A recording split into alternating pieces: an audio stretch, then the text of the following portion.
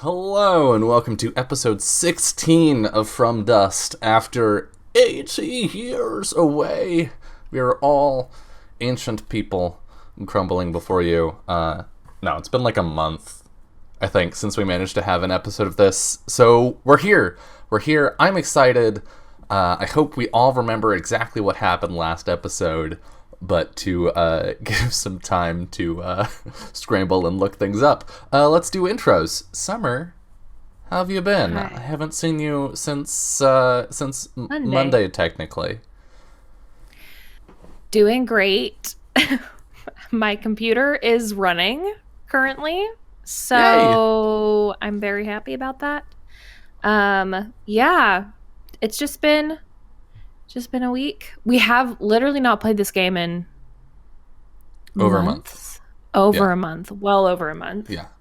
Which, of course, like we left off on the worst cliffhanger that was going to give me anxiety forever. Which fucking... Every time we were on a show together, I was like, this is coming It's up! gonna And then happen. something would happen. Like, fuck, Yeah. no show! It was like I had the 2 weeks to prep and was like, I'm gonna be fine. This is gonna be great. And so then I was like, fine. And then I was like, okay, now I'm getting stressed about it again. And then we didn't play again. And I was like, oh fuck. And then I like cycled back around to being anxious about it. And now I'm just kind of like, I don't know how I feel. It's just been Great. so long. It's like I'm just resigned to my fate at this point. I'm sure it'll be totally fine. Yeah. Yeah, this week was really chill. Had some good sea times on Monday. Nobody Mm-hmm. nobody nearly drowned or nothing. No. Um,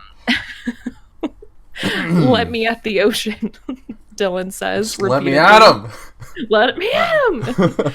uh, We gotta fight. Tuesday was just fucking. We're getting down to the wire. We have 2 episodes left of Urban Shadows this season, and I wish it wasn't ending. I wish we were playing forever, but it's getting really intense. And then Wednesday was Super Duper, which Mm-hmm. was always a time to witness that show.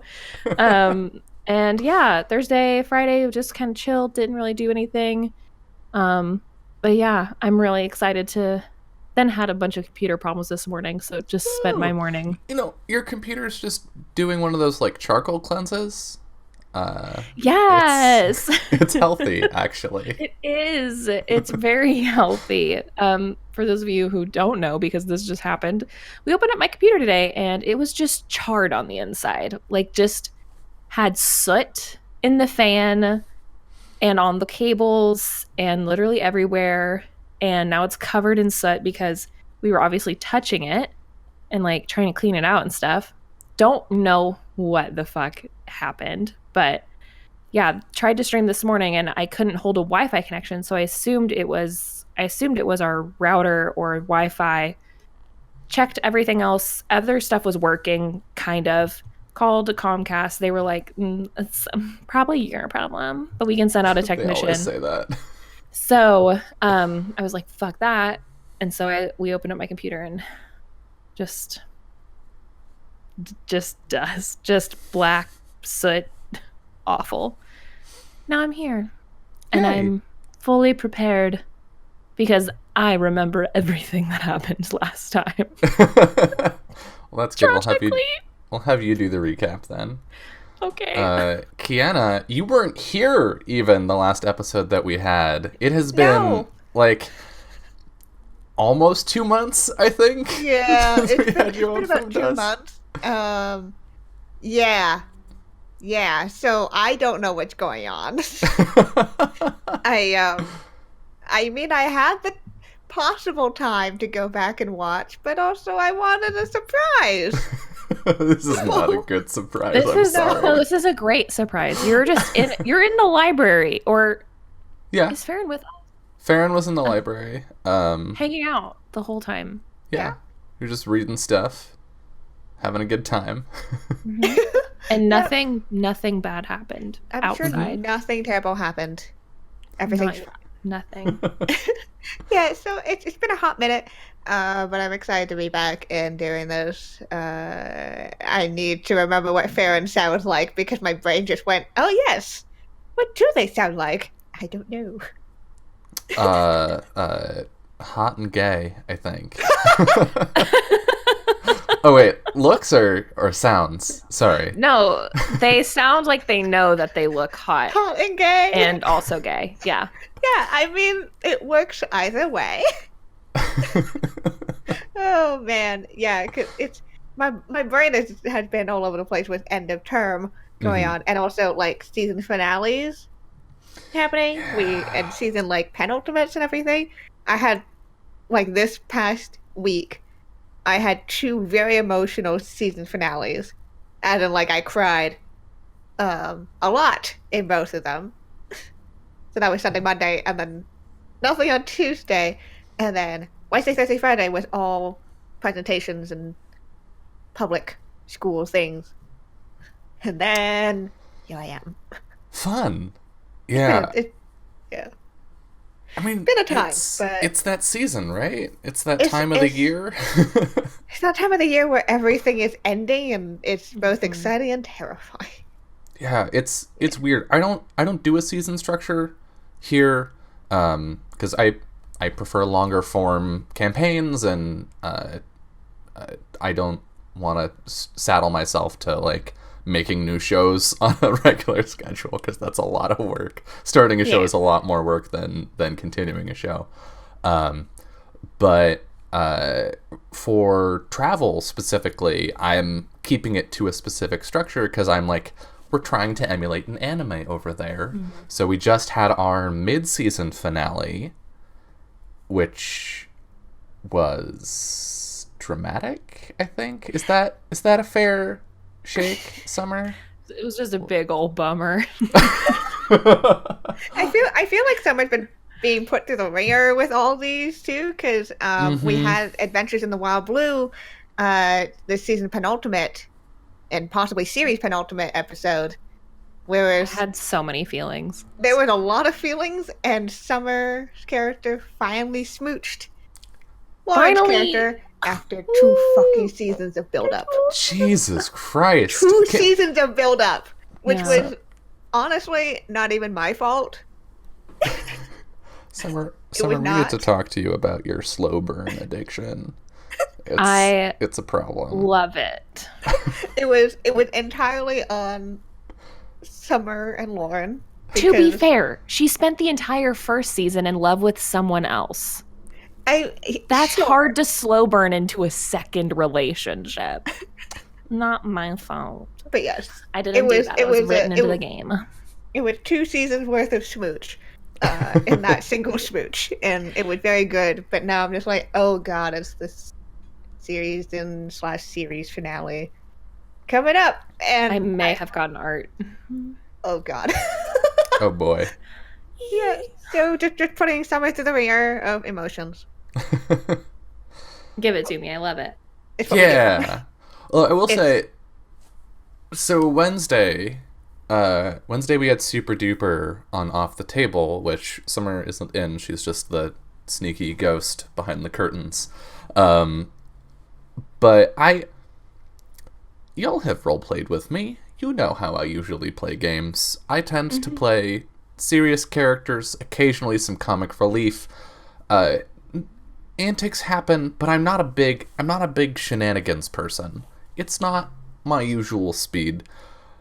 Super Duper, however, is 5 shenanigans players and me. So I have adapted. And some of the bullshit that happened in our session on Wednesday was just so good. I'm playing a teenager in that game. It takes place in the 50s or the late 40s, somewhere around there. And I'm a runaway street punk teenager that has been caught up with this crazy prospector, his best friend, the also possibly crazy mechanic who can talk to machines, the diner waitress, the librarian, and the sort of, I don't think chip on his shoulder is right, the like tortured also isn't quite right, but somewhere in between those two, soldier, the American soldier guy, who wants the best for everyone, and then me, this shit-kicking teenager with shapeshifting as their superpower. And so I'm just pulling ridiculous shit, and then everyone else's characters has seriously like taken to the setting. They're like, yes, this is what, we got hit with a nuclear bomb, we all have superpowers, this is just the world we're in now. And Ruth, my character, is the only person who's like, no, this is fucking crazy. This isn't okay. This is ridiculous. What do you mean we're gonna go talk to the, like track down the weird super, like, secret agent people? No, we should be going in the opposite direction. I'm leaving. Goodbye. I ran away from home once, I'll do it again. And it's been fun adding ridiculousness by being the least ridiculous. Mm-hmm. Yelling at the technomancer to try and convince the nuclear bomb not to explode, but do that convincing faster while he's trying to concentrate. Good times. So yeah. And now you got to pick out a costume, because that's Ruth's speed, a costume. Yeah, so I've been thinking about that since episode 1. It's gonna be good. Yeah, everyone else is gonna have their costumes, and we'll see what Ruth does. Not this upcoming Wednesday, but the following one. And on the ridiculous train, so on Fridays, if you weren't aware, we do an anime night across a couple Discord servers. I'm not going to talk about the specifics of how that works for the sake of possible deniability. But last night we watched Pompoko, which I had never seen before. And I was not prepared for the quantity of testicles in that movie. It's fucking wild. I was only, like, vaguely familiar with Tanuki before watching that movie. I didn't know that Tanuki balls were, like, a thing. Yeah, and that it's crucial to their transformation. Yeah. And that there's like a children's rhyme about Tanuki testicles. It's not a weird thing, it's not a sexual thing, it's like a thing that's in a children's rhyme.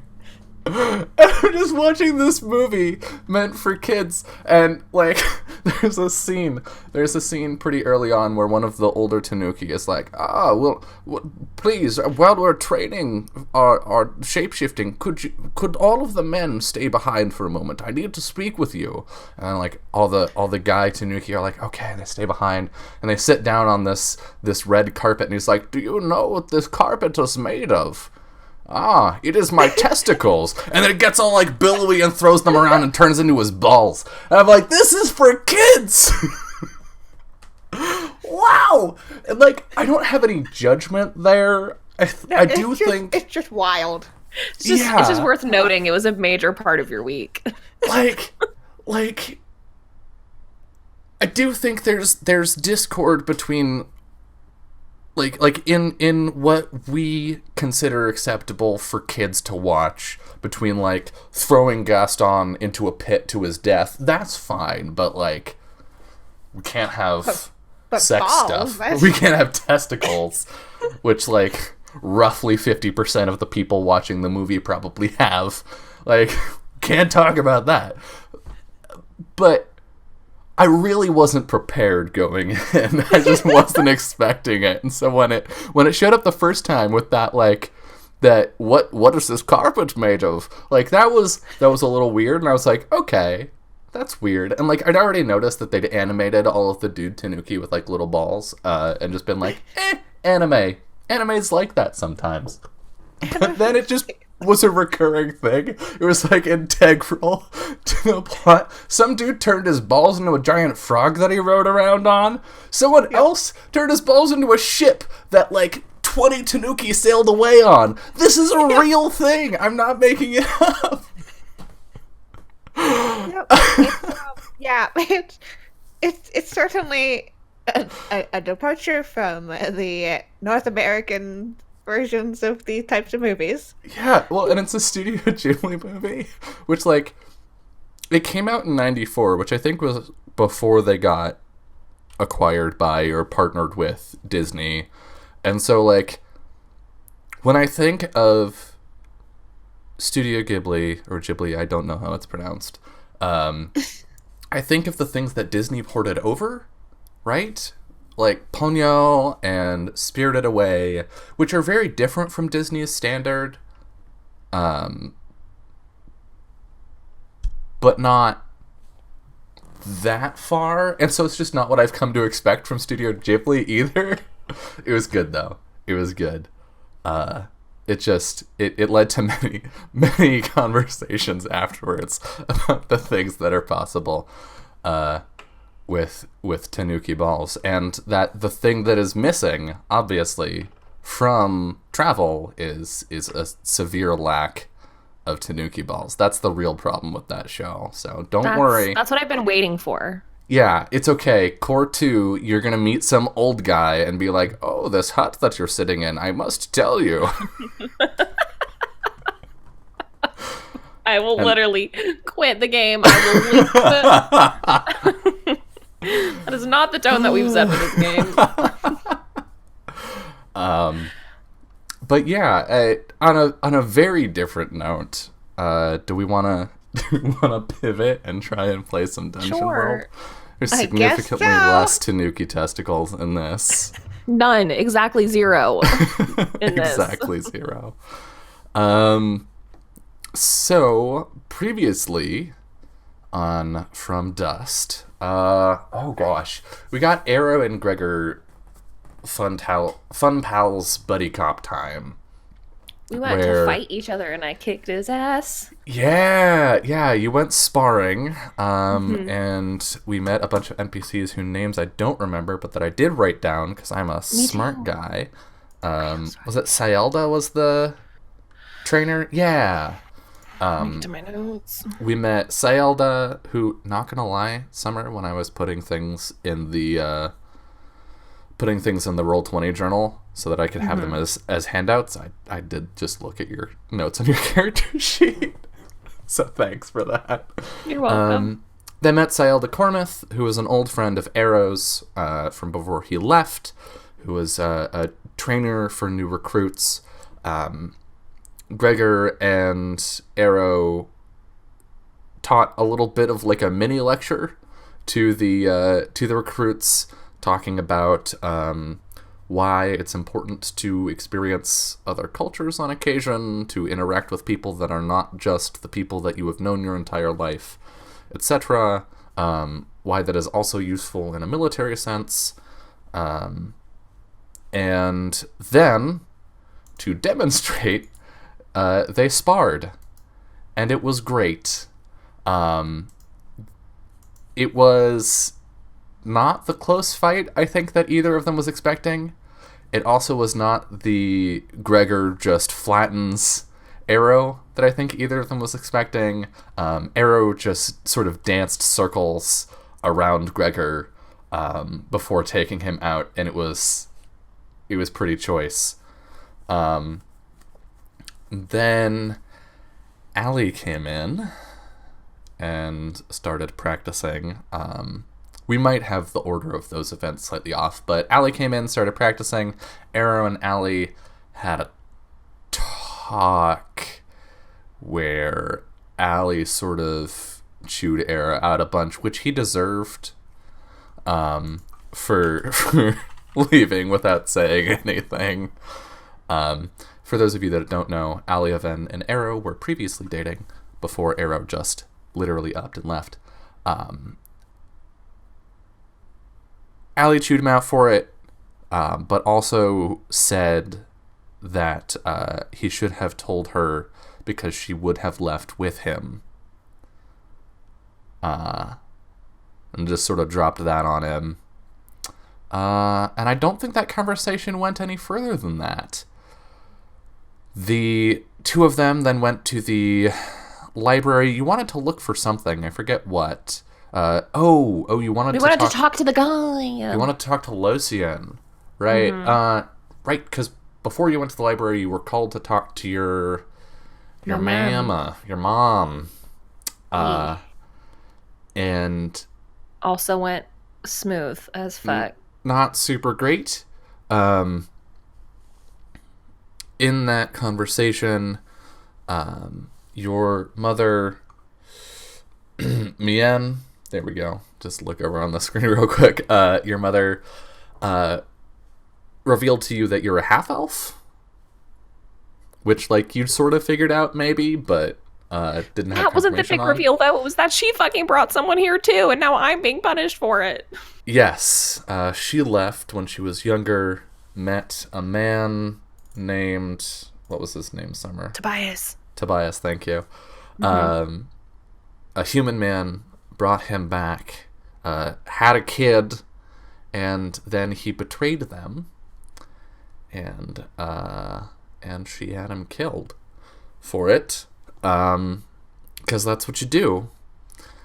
And that she sort of worried about Arrow because she saw a lot of her naive self in him, but that she had learned these lessons, and that it was time Arrow learned them too. Arrow countered with a proposal for how to deal with the army, the undead army outside the forest, saying, hey, let's light them all on fire. And Mien was like, we live in a forest. Do you really want to involve fire in this? And Arrow was like, yeah, 'tis the only way that I see here, because there's a lot of them, and there are some of us, but not as many, and when we die, there are more of them. Send someone out to try it. And she said she would send Tarathiel, who I don't think Arrow trusts super a whole lot. And so he said, send Hawk too. And she was like, fine. And that definitely went okay. Just completely ignore Summer's reaction here. And then Arrow and Gregor went to the library, spoke with Losian Tarsus, who was the speaker for the past, sort of the librarian there and historian, about the situation between Mien and Tobias. Tobias had killed the sort of the foremost herbalist in Elisurdran, stolen something and attempted to leave, and that was the crime that he was eventually executed for. And Losian shared that information with Arrow at Arrow's request. I don't think there was anything else you got out of that. Adoralon, yeah. And you were like, cool, thanks for the info. Well, he was kind of a dick, right? He was kind When we of a talked dick. to him, he was like, oh, figure it out. We were like, he was kind of like, there's an entire library here you could read, and you're just bothering me about this shit. And also you're doing the exact same thing that your mom did that ended up being a problem. That's right. You went to Losian because you were curious if there were any doubts about your mom after she did that. And he confirmed that having Tobias killed was part of what got her position as speaker for the forest. In demonstrating her loyalty to her people above her feelings. So yeah, that was fun. Leaving the library, Lake, which is the name of your hawk, God, this is gonna kill me. Lake, I will never back. apologize. I will never apologize for doing that, because it is the funniest thing that I could have possibly done. I hate it.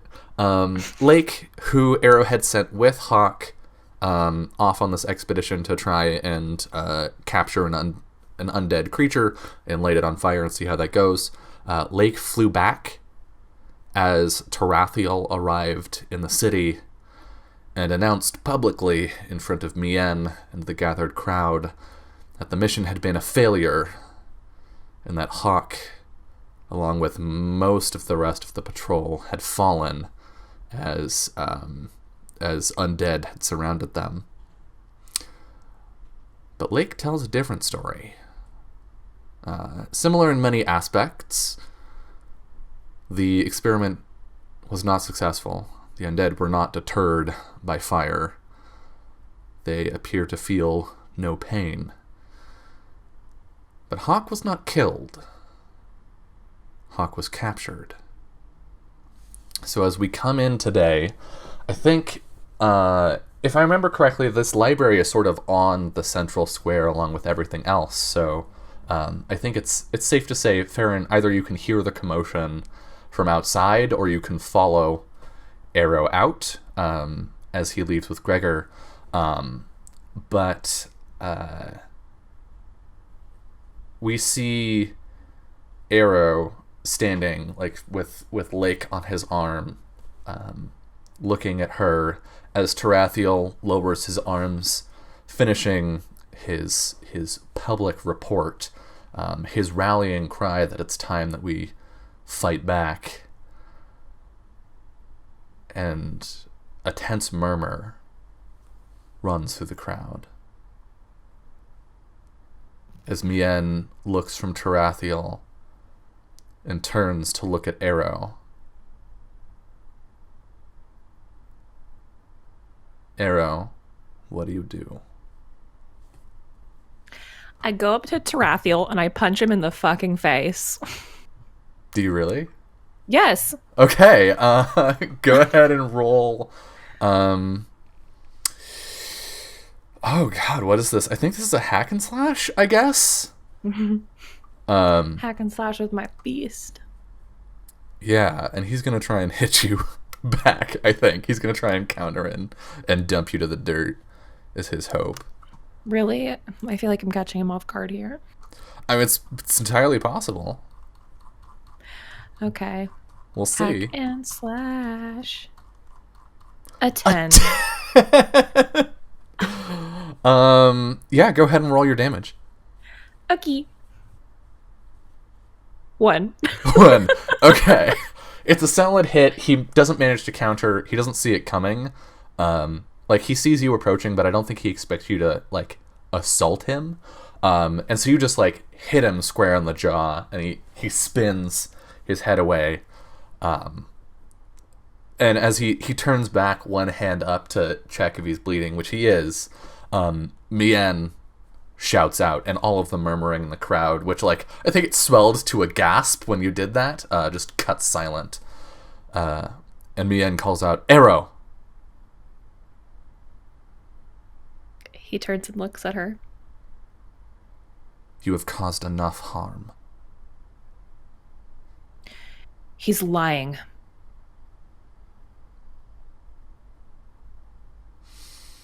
Roll defy danger with your charm and social grace here, because she honestly doesn't want to listen to you right now. Karen who had probably come out and seen this commotion, is trying to casually speed walk over. Mark experience. You start to say he's lying, and she says, "Silence! I do not want to hear another word from you." Tarathiel with me. And she turns and starts heading back to her estate.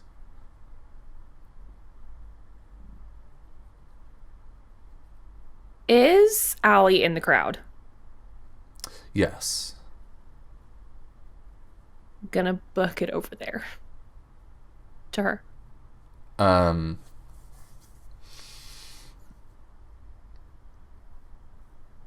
I think she's standing sort of to the side of the road, leaning up against a building, and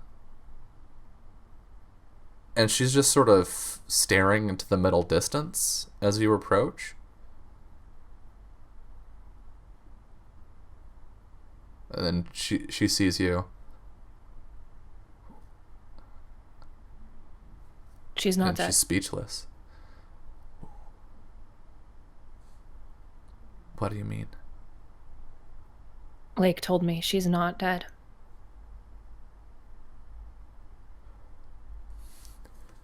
If she's not dead, then where is she? Did Lake tell me that much, that she'd been captured? Yeah, Lake told you that there was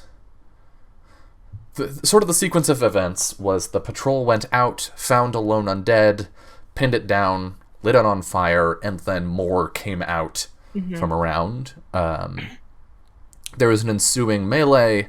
Tarathiel ordered the retreat.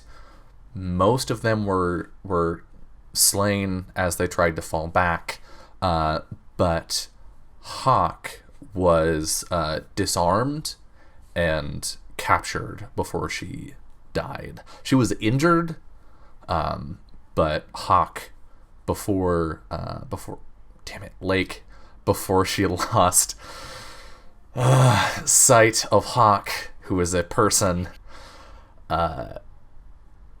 Lake saw Hawk being pulled away toward the sort of main body of the army.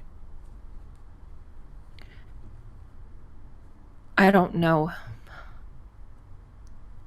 to be fair, if she's still alive, but she was alive when Lake left. She was taken.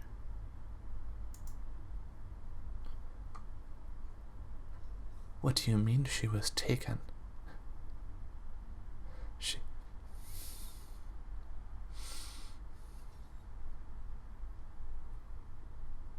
I'm leaving.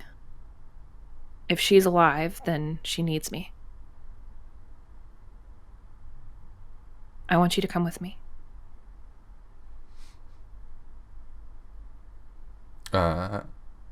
We see a series of conflicting emotions move over her face.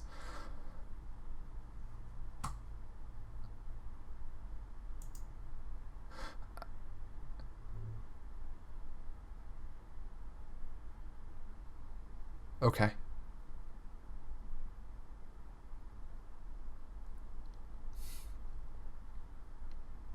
They're not going to let you leave easily.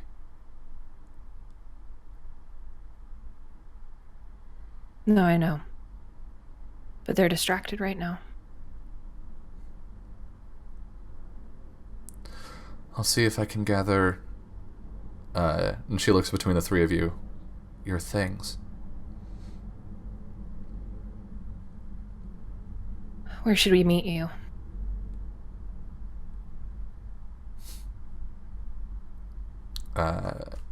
She gets sort of a wry smile.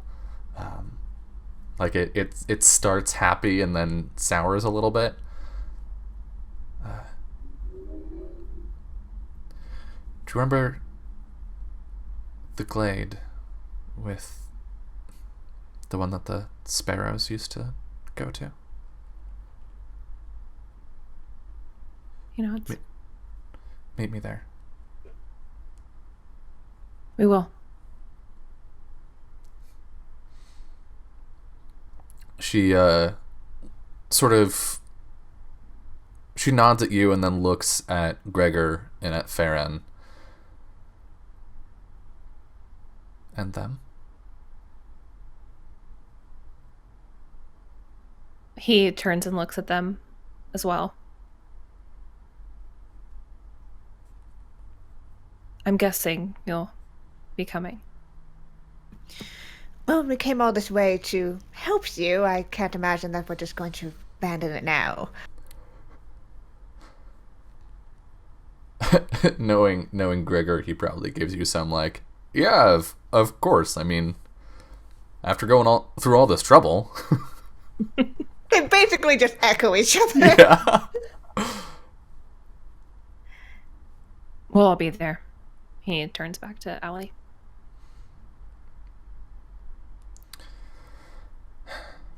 Okay. And she doesn't say anything else. She just turns and starts walking purposefully toward her home.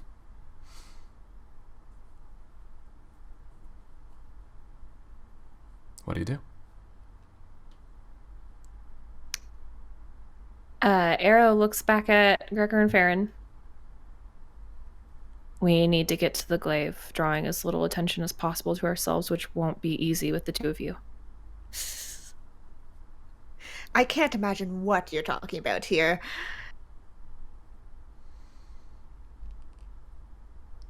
I can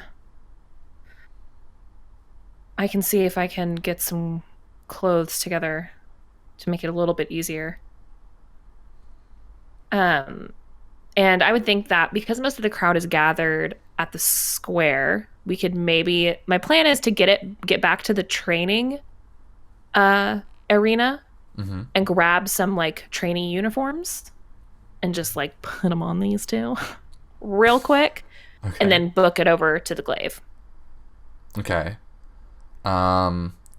What about Annika? She's in the room.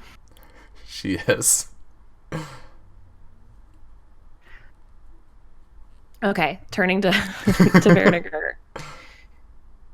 I can get to the training grounds and get a couple of uniforms if you can go back to the room, get anything that we've left there, and see if Annika will go with us. Right, that sounds like a plan to me. Just stay together. And he looks at Lake. Take Lake with you. She'll come get me if something goes wrong. Farron gives a little bit of a side eye to the bird. Not sure how to deal with animals, so we'll just be like, will she just come with us, or do I have to carry No, her? she'll come with you. Okay. Right. So we should get on this as soon as possible, so that way we can just come and meet up again and slip out while everyone's still in a kerfuffle. Yeah, we should get a move on. I'll head your way. I know the way to the glaive, and obviously you don't. So I'll meet you back at the rooms. All right. Good luck. You too. And he's gonna turn. He's gonna go quick. All right. I want to follow Farron first. So you can see the spread of news as you're walking through the city. The crowd that was gathered disperses shortly after Mien leaves, and as you're walking, you see people either running in and like into stores and houses and saying, you won't believe what just happened, or birds flying through the air carrying messages, the occasional spell.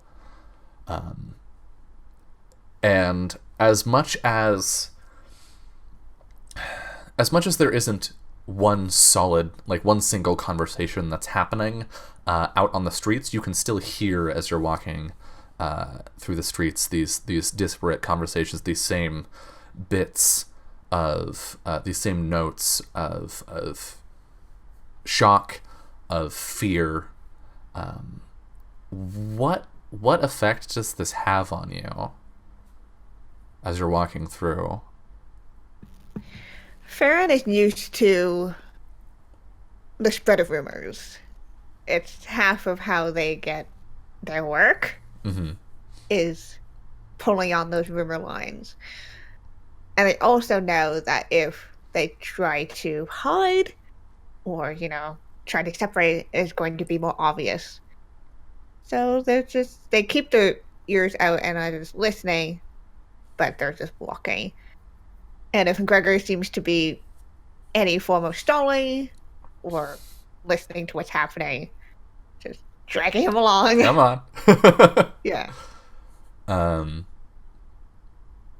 Yeah, I think this is this brings to mind a moment in history, I think, for you. It's been a long time since anything supernatural on this scale has happened and been noted in Kalimba.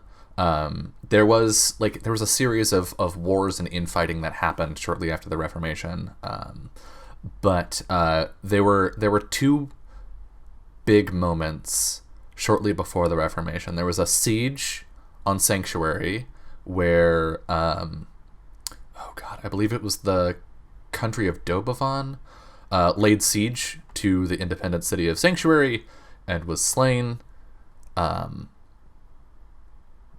And that led into the opening of the portal that almost caused the end of Sanctuary and the rest of the world. Sort of the deaths from that combat being used as sacrifice, in essence. And I think it's sort of impossible for you to not have those stories rise to the front of your mind as you listen to people say, well, if fire's not going to do anything, what can we do? How much time do we have before they're at our gates?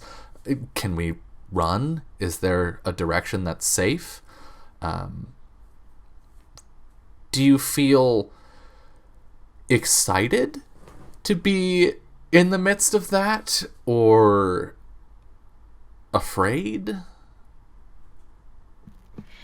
I think it's kind of both. Farron has seen the hordes and how disconcerting it is to look upon the faces of the now living undead.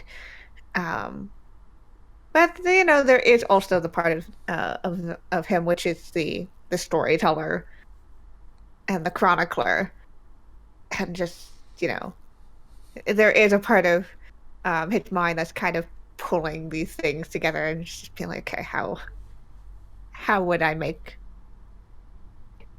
And I think we see you somewhat lost in thought on that thread as you get back to the barracks where you've been staying. And one of the guards says, there you are. I've been looking all over for you two. The speaker wants you back in your rooms. Oh, well, here it's a good timing as we are just arrived back. Right. Yeah. Okay, great. And he starts leading you back to your rooms. I'm just like, okay. You don't run into any trouble, but there's a tension here that wasn't there before. I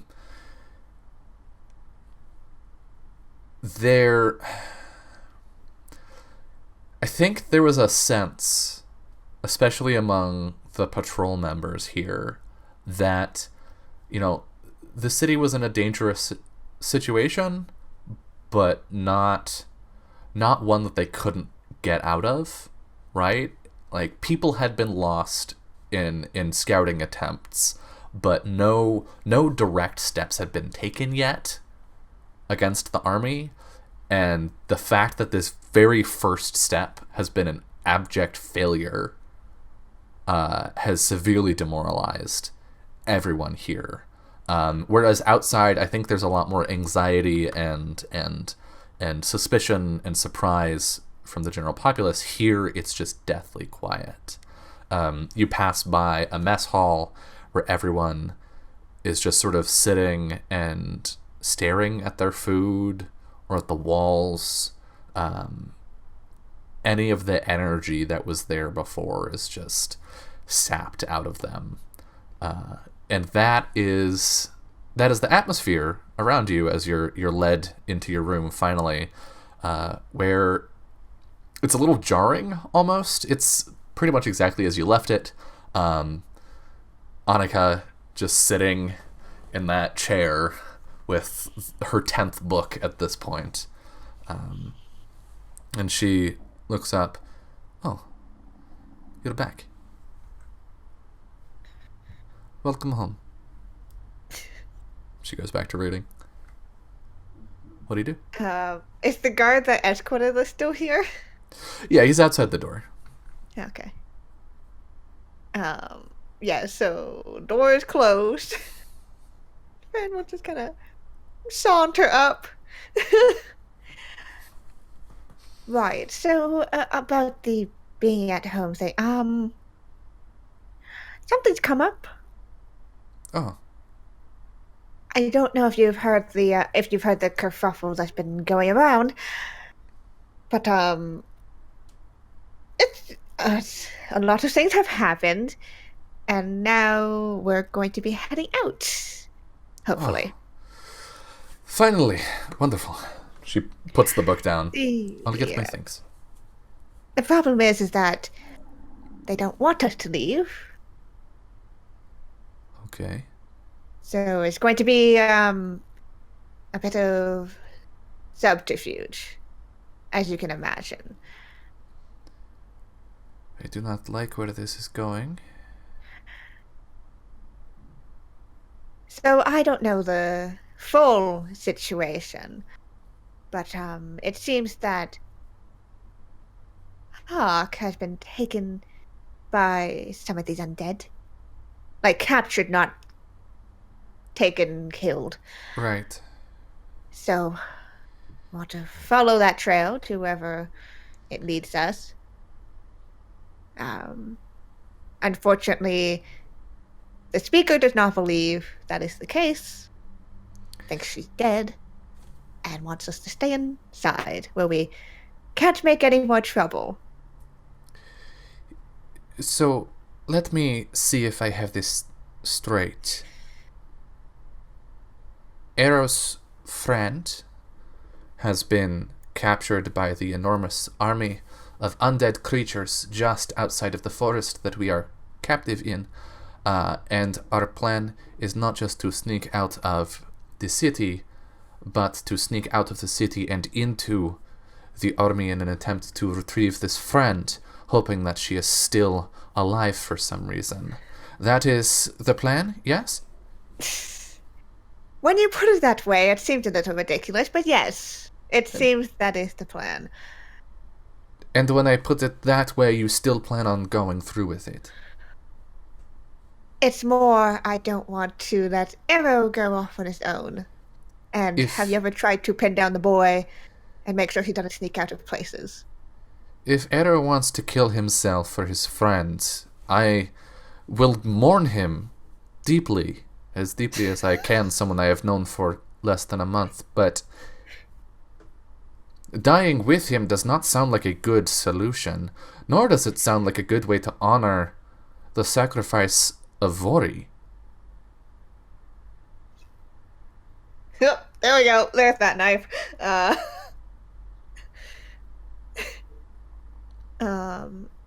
Fern just kind of face goes a little more solemn.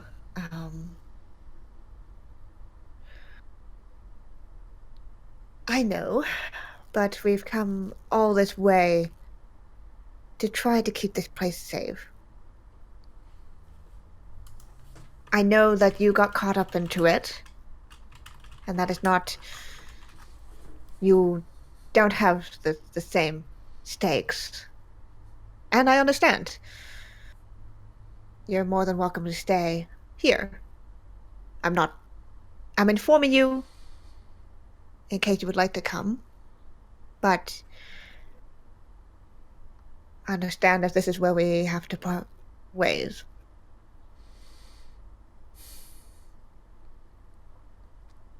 She looks at Gregor, then back to you.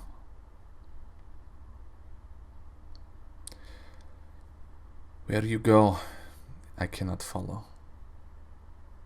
This is suicide.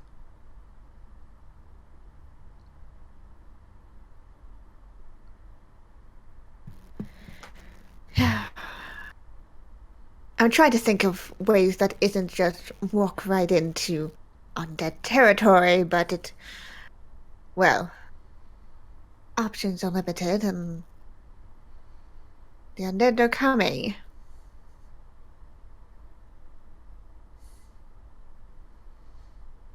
Is there nothing I can say to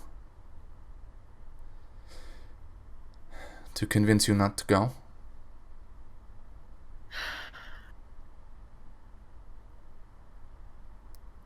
Okay. Looks to Gregor and then back to Annika.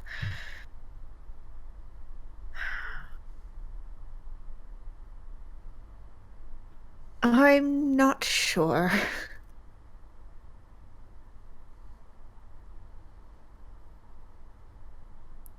Besides,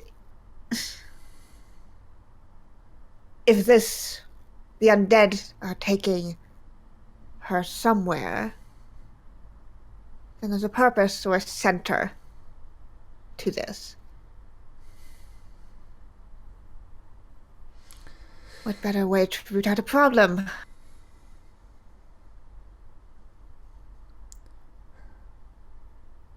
There is no shame in admitting that you have tried something and it has failed. We came here to help Arrow to try and save this city, but going on this errand will not save the city. It will not even save Arrow's friend.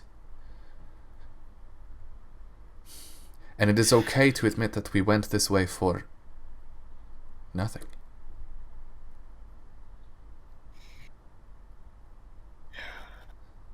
There's no shame. Sometimes you try and you lose.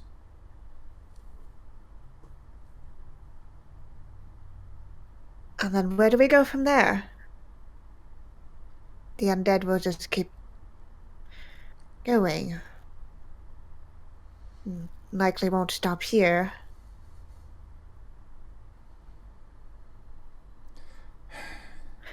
I'm really on the run for one thing.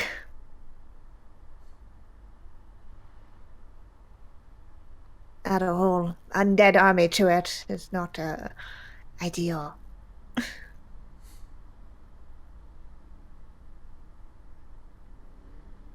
She stands up and walks over to her pack and starts like piling clothes into it.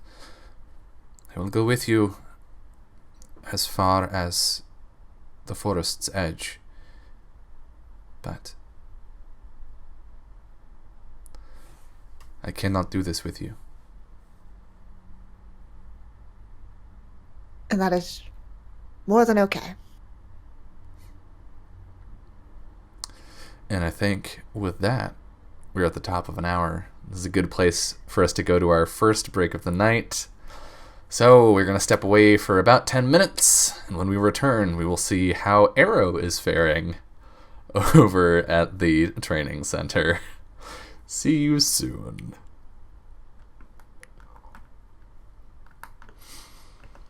Hello, and welcome back to verse 16 of From Dust. Arrow, you left the rest of the party to go to sort of the training grounds for the patrols here in Elisardran. And your plan was to like try and get into the like laundry and get some uniforms? Pretty much. Okay. That's really easy to do because nobody cares about laundry right now. Right. Yeah. No one guards the laundry. I'm speaking in canon. Do want I do want you to roll. I figured. Probably a defy danger, just to like go unnoticed as you go through the building itself, because you don't have a guard with you, which you're supposed to. Yeah. Dex? So I guess it's a defy danger. The danger is that you are going to be spotted, and people are going to be suspicious and try and send you back. Right. How do you deal with that? I'm moving fast. You're moving fast? Quick. Okay. I'm just trying to keep, head down, eyes down, going quick. I'm basically just in the shadows. Yeah.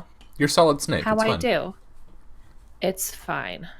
Here I go, and it's going to be great. A 9.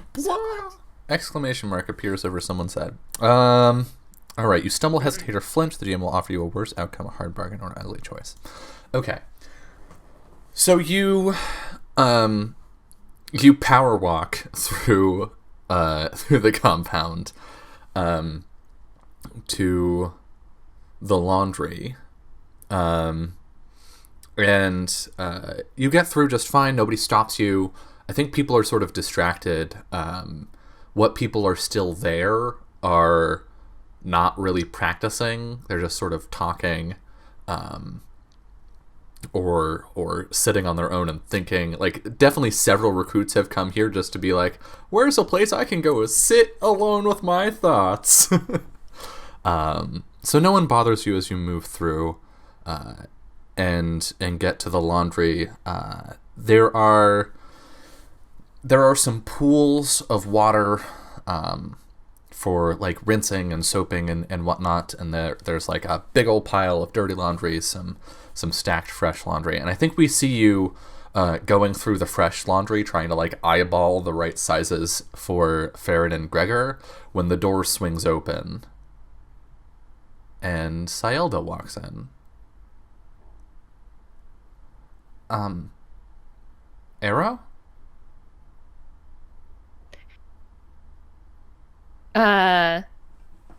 He freezes for a second and looks at her. She's got Hello. like a basket of laundry. Yeah. What are you doing here? Getting a few uniforms. I think he goes back to doing it. To grabbing them. She puts the basket down and like kick slides it over to toward where the dirty laundry is. What do you mean you're looking for? Arrow, you're not supposed to be here. No, I know.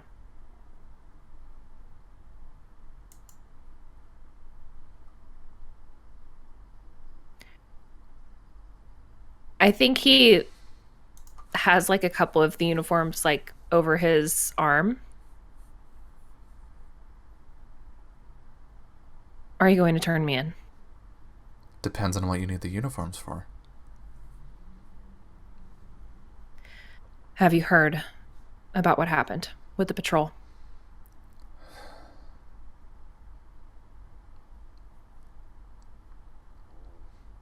I'm sorry. Well, that's what I need them for. We're leaving.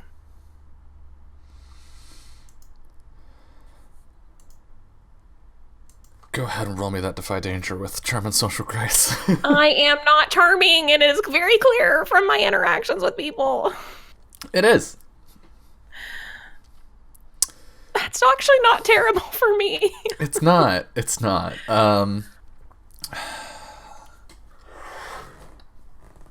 Stumble and hesitate or flinch offer you a worse outcome, a hard bargain, or an ugly choice.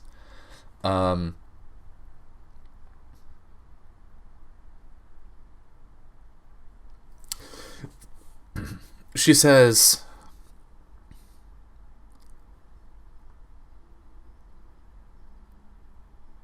the speaker would let you leave if you asked her. Why are you going through all of this and just proving her right about you? The hard choice here is she's not going to turn you in. You can steal the uniforms and go, but she's going to think less of you for it. This is going to be sort of confirming a lot of the bad rumors that are going around about you. Or you cannot take them, and any other avenue, like giving up or going and talking to me, and will not elicit the same response.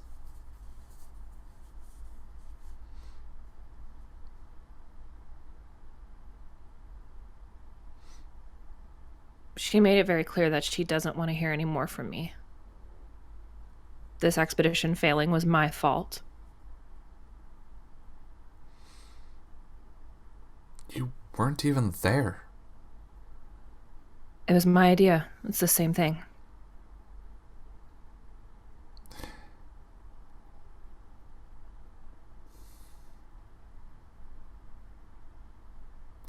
I'm not going to stop you.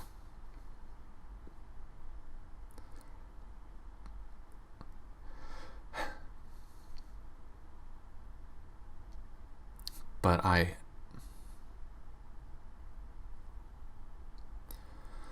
don't know. I hoped Kosa was coming home soon. She steps to the side of the door. Yeah, he takes them and starts to leave, and then, like, as he's passing by her, I will be back with good news. And he leaves. Okay. I think as you're heading back to the barracks, it begins to rain. So inside, Farron and Gregor and Annika you've all packed your bags with what you were allowed to keep. As a light rain begins to patter against the windows, when the door opens, one of the guards opens the door to let Arrow in. What did he do? Gives them the uniforms. Mm-hmm. He doesn't know, obviously, that Annika's not, like, coming with them, but he gives her one too. I would like you to just roll 2d6 and let's see how well these fit. I don't know that there's a mechanical repercussion here. They're a little uncomfortable, but they can put them on. I'm sure Farron's looks really good. Yeah, But Gregor's is the like one for Gregor is like too tight in the shoulders. yeah, And way too tight. Annika's having an issue where she like can't get the fucking pants to stay on. she like eventually takes down part of the curtain and like fashions it into a belt. Have you people not heard of belts?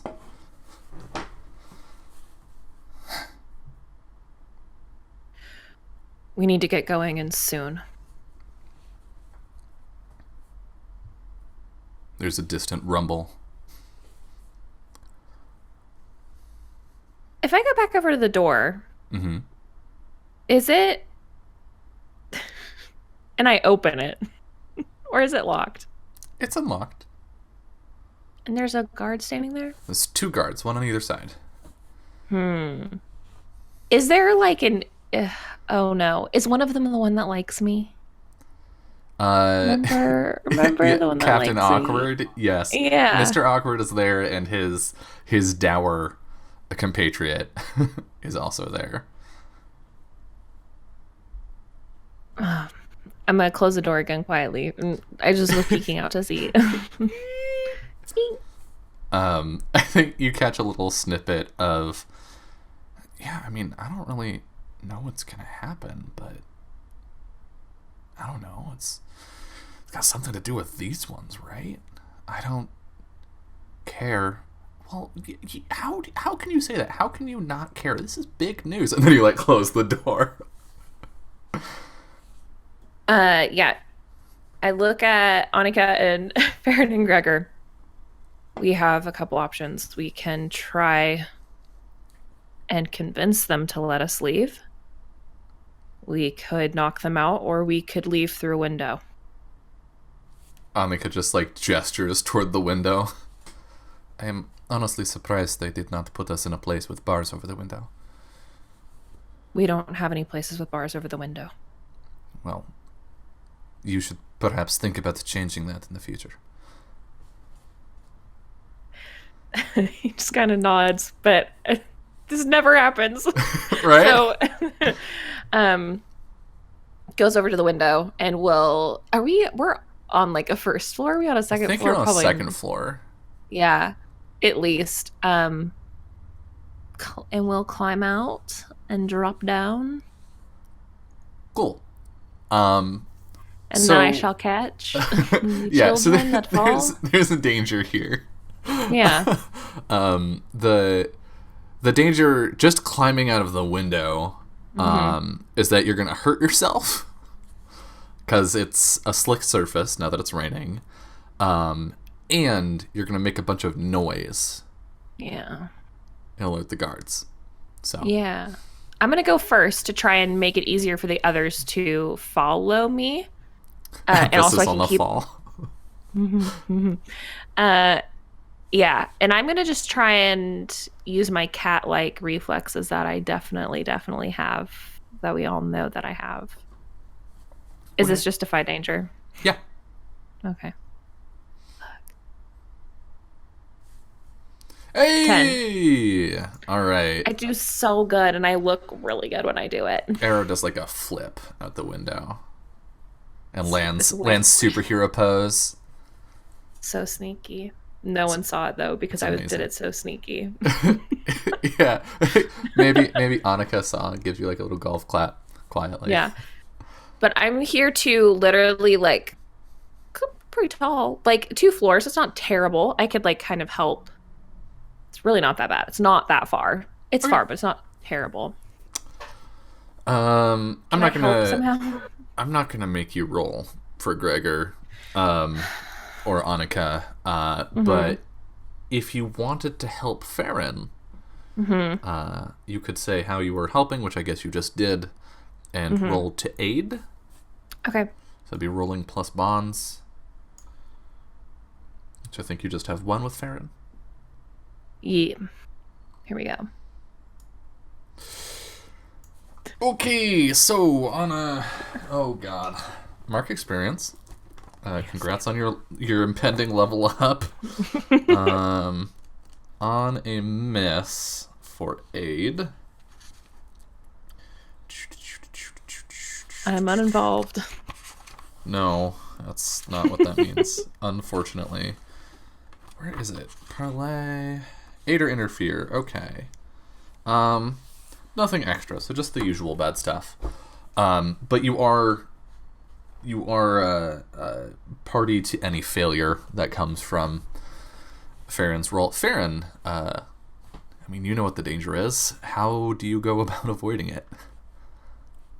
I think that they're just going to having watched everyone go down, kind of commit that to memory.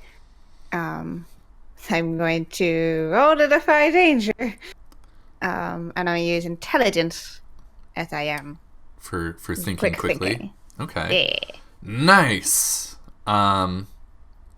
So you get over onto the mantle and like look down and figure out your path down, get down there. Arrow is of no help whatsoever. Arrow almost gets in the way, just because I think maybe Arrow, you don't expect Farron to be good at this. Definitely not. I watched Farron earlier when we were climbing on those rocks. So you keep being like, well, if you just step here, and then you're like putting your hands where Farron needs to step. And Farron, you drop down into the wet mud beneath the windows. And I think at that point you hear the door open upstairs, and you hear a voice being like, all right, look,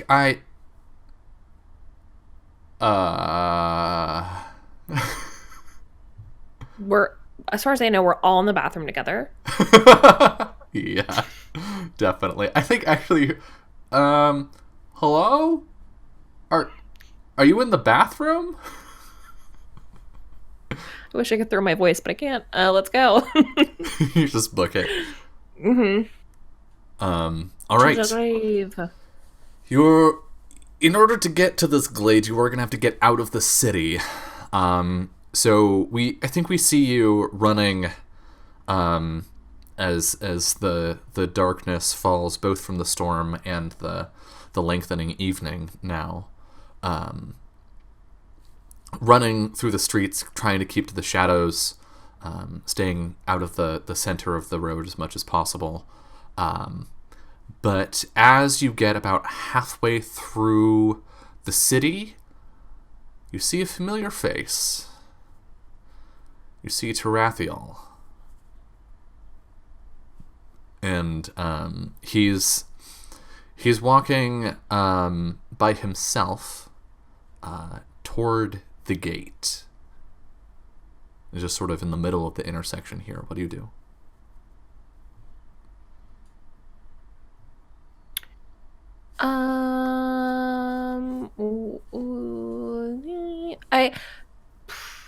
This is a hard decision.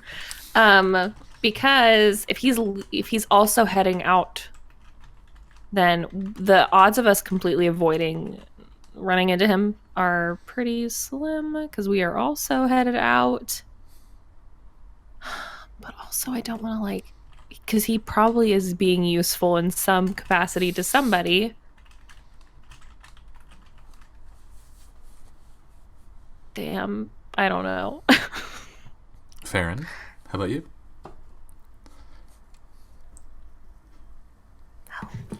Yeah, Farron just sees this guy and knows that if Arrow's telling the truth, and Arrow has never lied to Farron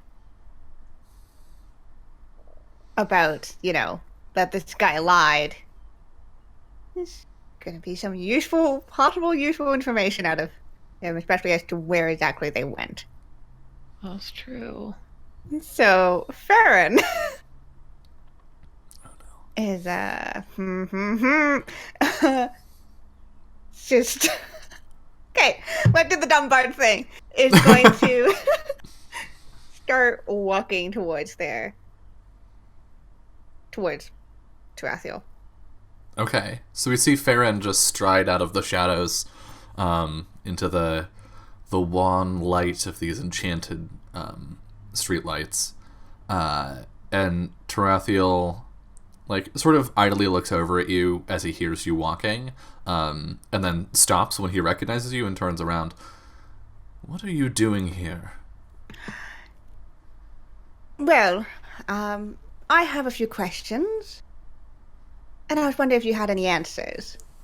He puts a hand on one of his swords and starts sort of looking around to try and see if he can see anyone. Farron has his hands out. I really don't. You're not supposed to be here. You're supposed to be back in the barracks. How did you get out? I just walked out.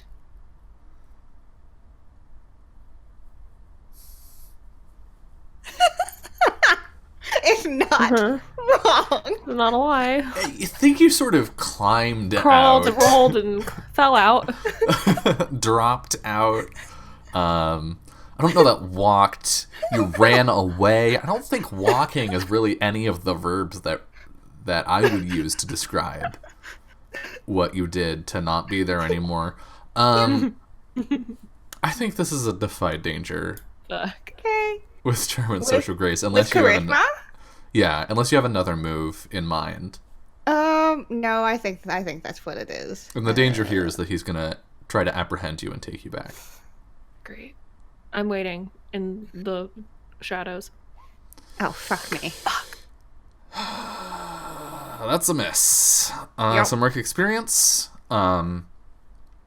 He draws his sword.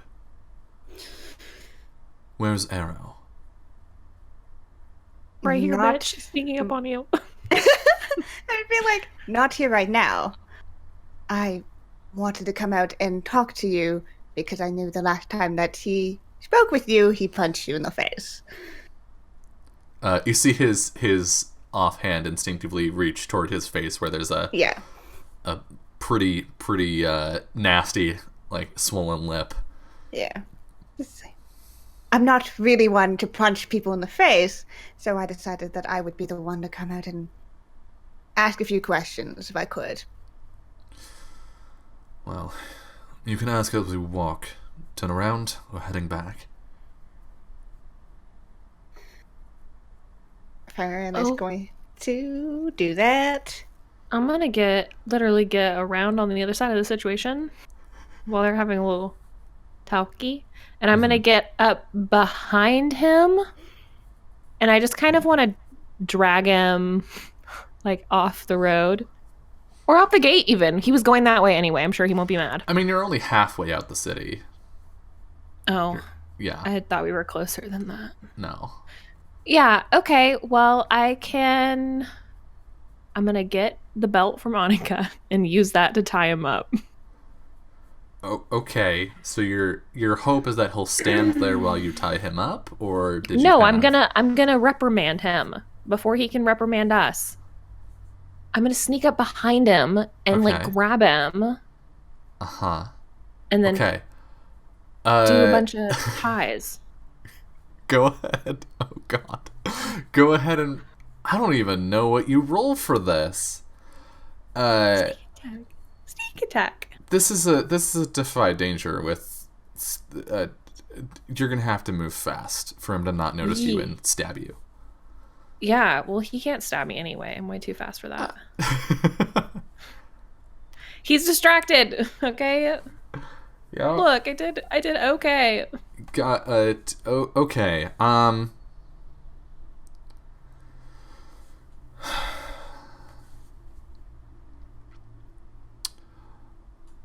You start to move up behind him, and he says, "Wait," and stops and looks sort of not at you but near you. You have a choice. You can reveal yourself and try and get the drop on him, or you can stay hidden. I'm gonna go for it. Okay, so we get this moment where he says, "Wait," and he turns and starts looking around, and then an arrow just bursts from the darkness. Go ahead and roll. There's no seize by force in this game. I guess it's not a hack and slash though, because you're not trying to hurt him. I think this is another defy danger, but the danger here is I'm just gonna deal damage to you. Okay. He's gonna stab you. Alright. With his sword. That is very pointy. Sure. Should I use...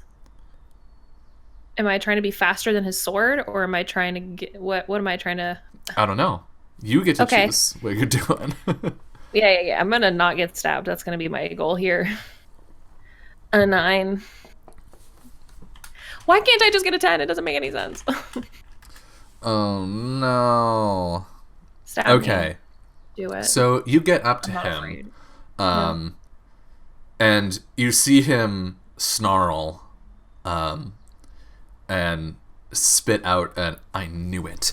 And then he falls into a stance and thrusts, and he doesn't get a full hit. I guess I should see how much damage I roll. I don't even get a defense. Yeah. It's not a good hit. It just sort of slides past, but you feel the edge of his sword biting into your side as you get up close to him with this ripped curtain. It's working. The strip of fabric, and then you're trying to disarm him.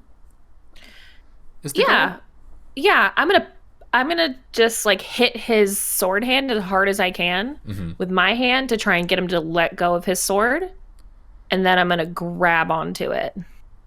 Okay. His wrist. Okay, so you hit his hand and you hit it right at the joint, and he lets go of the sword, but then swings around and he's gonna try and sweep your legs out from under you. I think at this point we can start rolling hack and slash, and it's just going to be sort of like when we were doing the sparring scene. Okay. Where it's not necessarily lethal. Does that mean that I can do it with Dex? Since I'm moving quickly. Yeah, I think that counts. Okay, cool. Dope. 13. 13. All right, so he tries to sweep your leg. You step out of the way, wrapping this fabric around his other hand, loop behind him, and just kick the back of his ankles, and he goes down, both of his hands wrapped up in this cloth. He hits the pavement, and his breath's knocked out of him before he can shout. What do you do?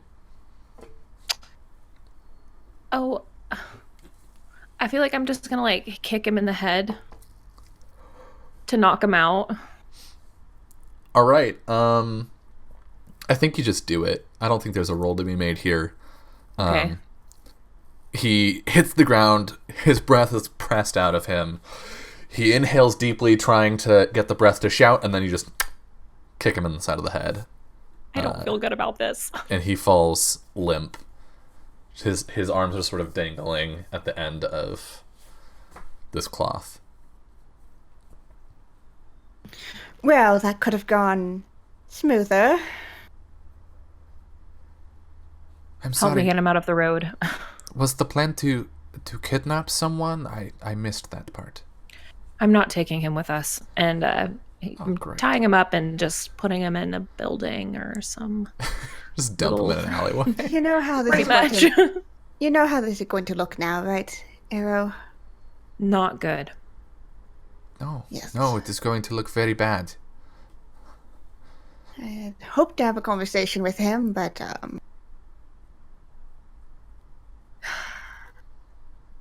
It's a little late for that. I think we need to have a talk about your conflict resolution skills. Annika just sort of pats you on the shoulder. yeah. And Farron definitely like nods alongside this. He was going to make a scene. He was going to try and turn us in. We weren't going to be able to leave. We can handle one. We can't handle... Even 3 or 4 would probably overpower us.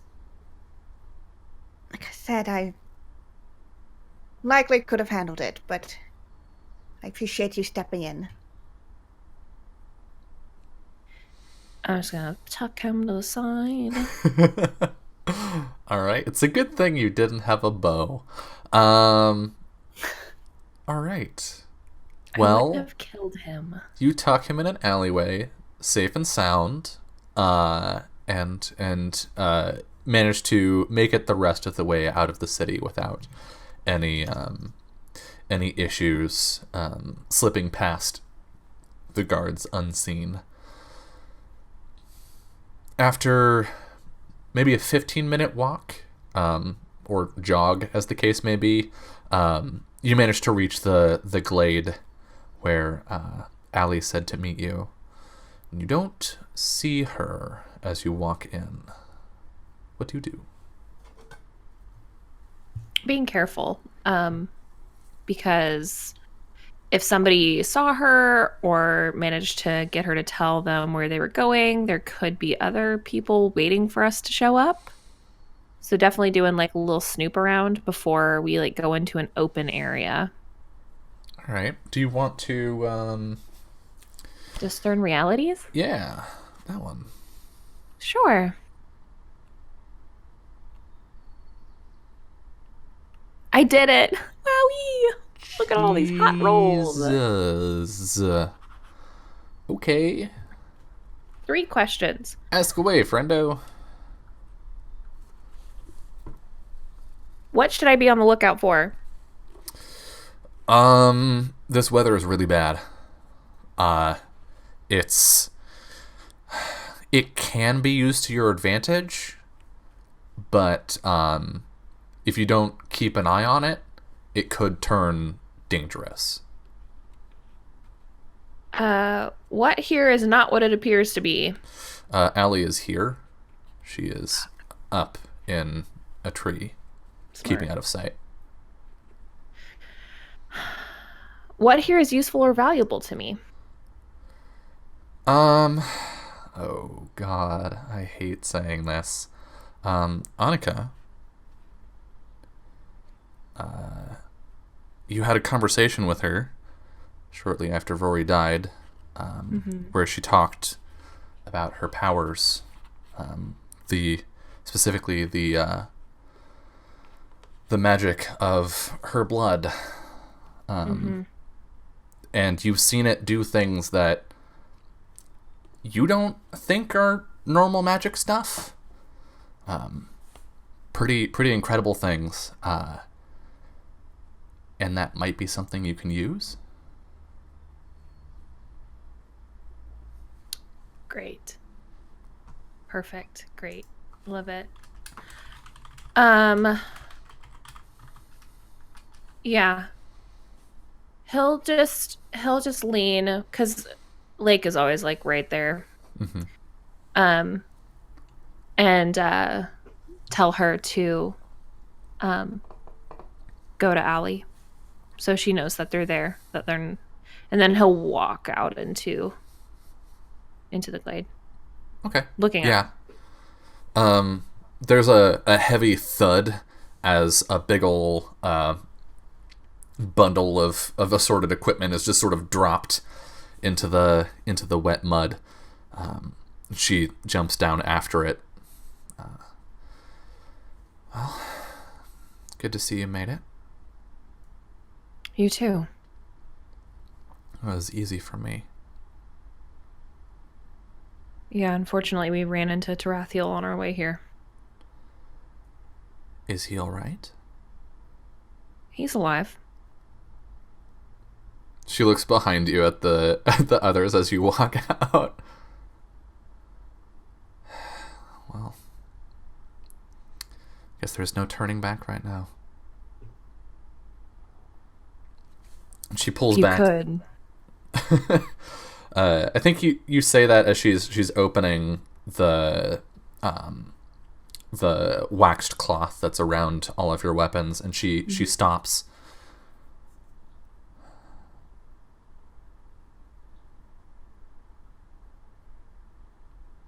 Not for Hawk.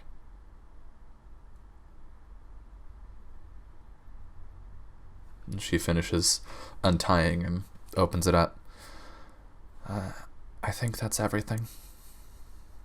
And it is. I'm not gonna dig around and be like, haha, I took away this thing from you. It's all your weapons. You have one less arrow than you had before. Oh, I'll take that. Yeah, perfect. We'll gear up. It's gonna be great. I don't think any of you took anything off of your character sheets for that, so this process is pretty painless. Lazy as fuck. I'm gonna unload my stuff. But yeah, so Gregor's got his hammer.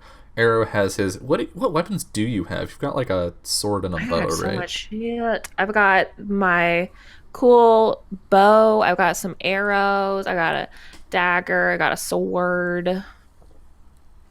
Dope. Bandages. Farron. I have the sword. You have the sword. Don't you also have the scythe?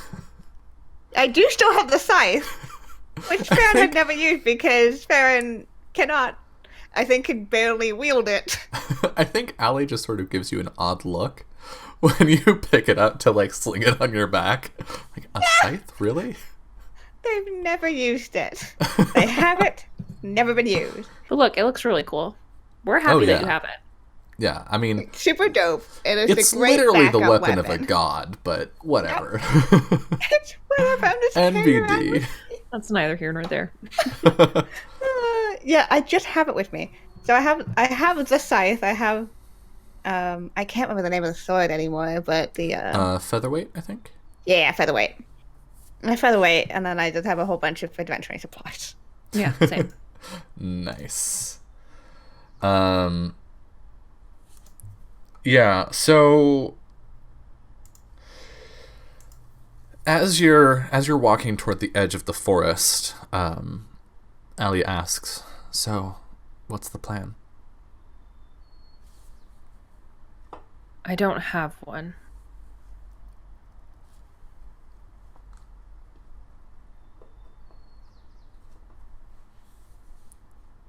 She stops.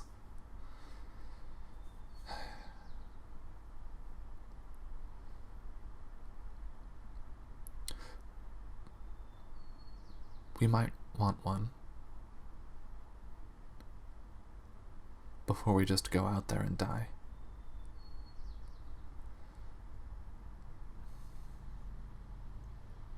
I don't know why they took her alive.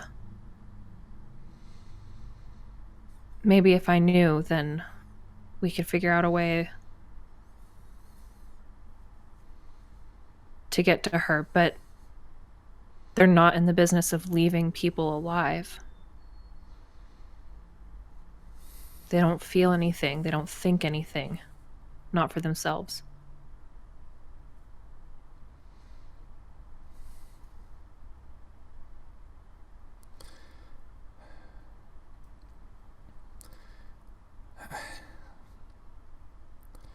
Without a way in.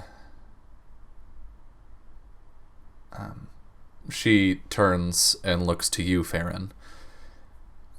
You do magic, right? I do certain kinds of magic, yes. Could you get us in undetected?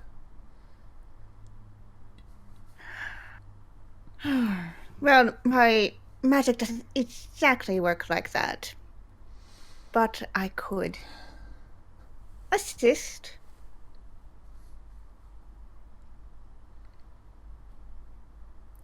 Well, it's nice to know that not only did you bring outsiders here, you brought outsiders that aren't useful.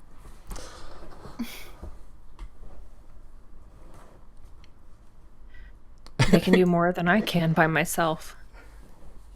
Gregor probably raises some like, that's not fair. Yeah. Yeah. Now look here. Hey now. Yeah. And the parent will just do like a Yeah. pat on his shoulder, just like There.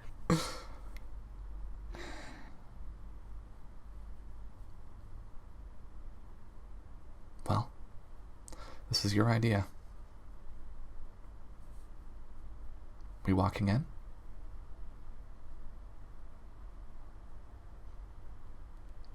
I don't know another way.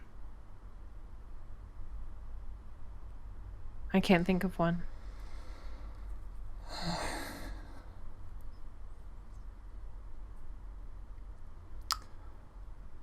I could cause a distraction and hope to draw some of them away.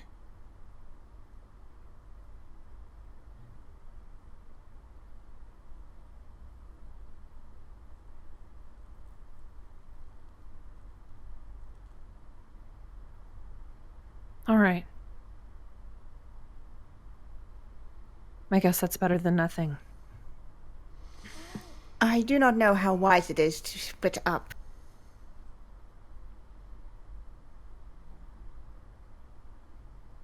I don't know if we have a choice. Is there any way we can track? At least if we find the beginnings of the trails, then we can extrapolate from there. I mean, tracking is what I do. Start from where she was taken. You go from there.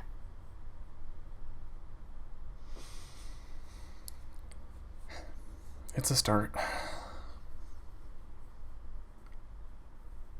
Only split up if we have to. Such as if we're getting swarmed or at threat of that. I'd rather not do it preemptively.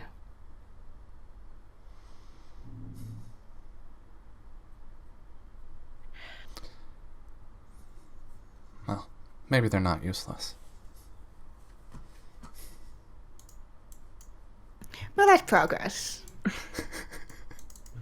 Right. Yeah, I can look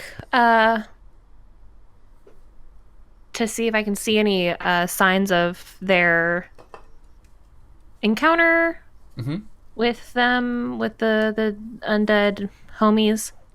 Yeah. And see if I can see if which way she was taken, maybe get a little scouting going on. Go ahead and roll. Do you have a tracking move?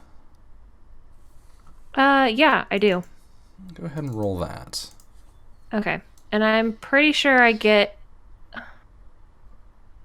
an additional one because my birdie. I think you get a +1 from the bird, but I'm also giving you a -1 from the rain.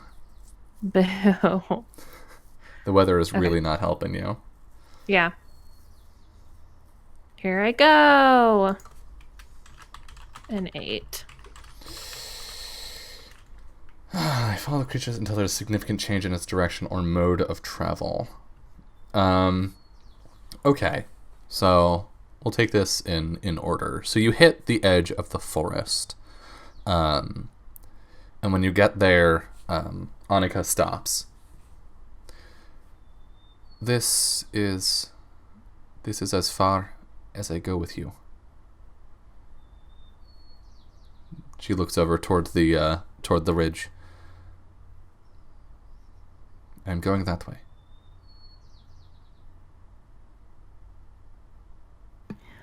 Where are you headed? It's somewhere where I will not become a monster if I stay too long, hopefully. Well, if you find a place that you can settle down in and keep your head down, send word if you ever have the chance.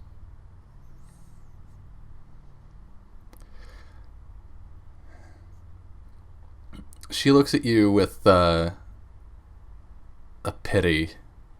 She can't engage with the social ceremony here in any authentic way.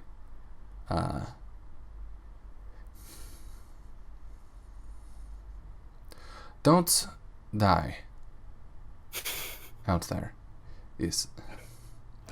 I hope, and I think she's speaking to Arrow now, I hope that you are successful, but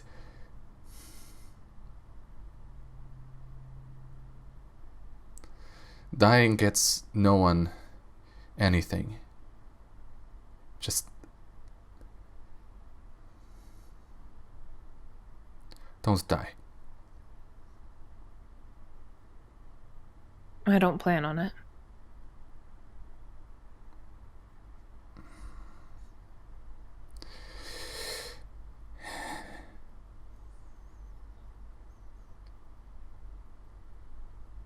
You shouldn't go far.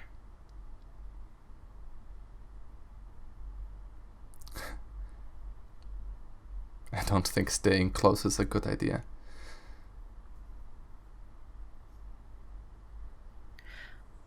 I can't ask you to go into this and potentially put your life at risk for someone that you don't know. But I think I can ask you to stay close in case we need you for the thousands of people that might die if this isn't resolved today. What can I do for them? I am just one person, Arrow. You said that you can help heal people with darkness in their hearts, right?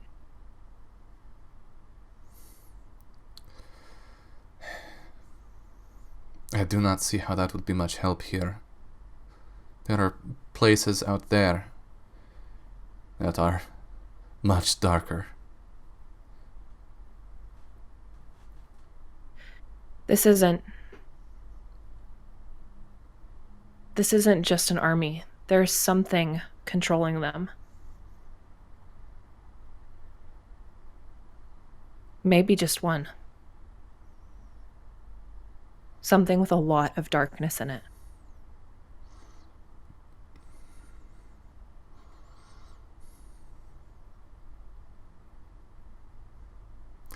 If we can get them out of the horde and get them to you, you could help us. I can't change what someone is, Arrow. If I could, do you think I would still look this way? But you can't say for sure that you can't help until you try.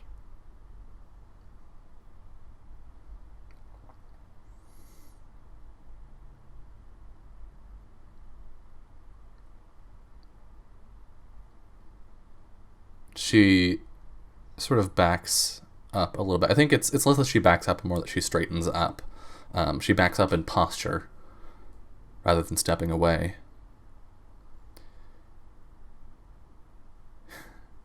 You are not asking me to take someone's misdeeds away from them, are you?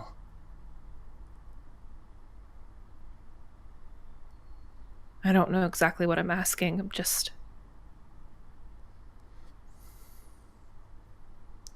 I want us to have every option available to us.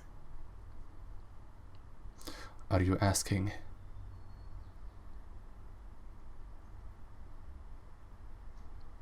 Is it me that you want help from? Or is it my blood, Arrow?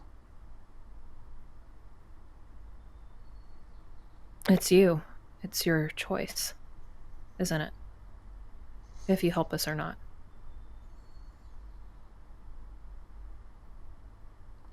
Could you roll a defy danger?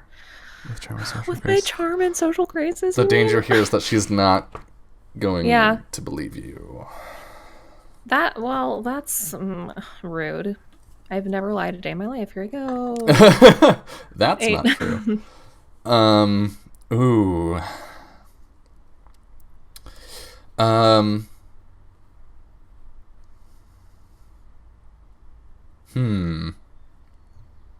help me. I guess I can't get a plus. Heartbroken or an ugly choice. I think because you had that realization earlier, right? I think there's potentially a part of you that wants Annika to be an easy out here, right? That wants to exploit that power. So I think either that shows,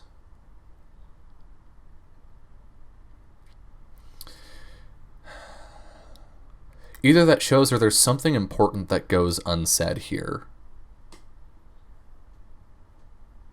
Which is it?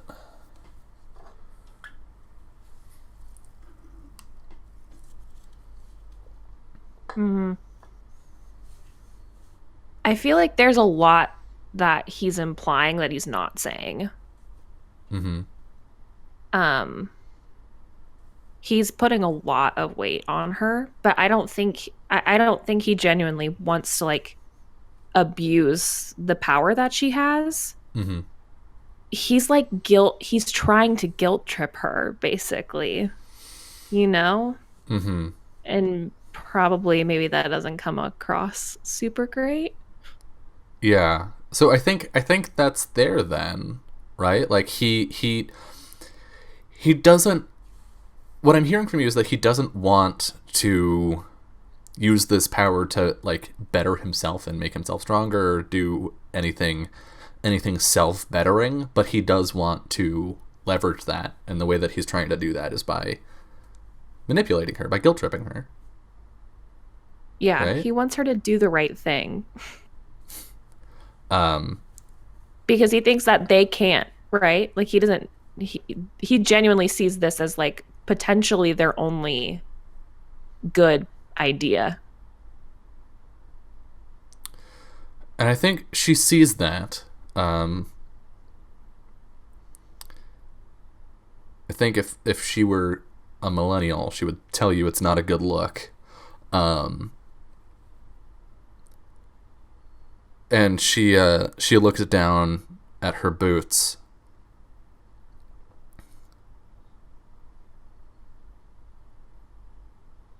I pity you, Arrow.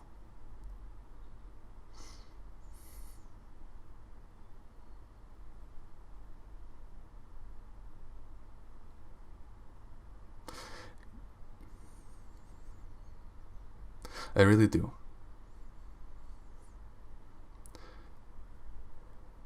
But more than that, I hope that one day hope that one day you come to understand your companions as companions and not as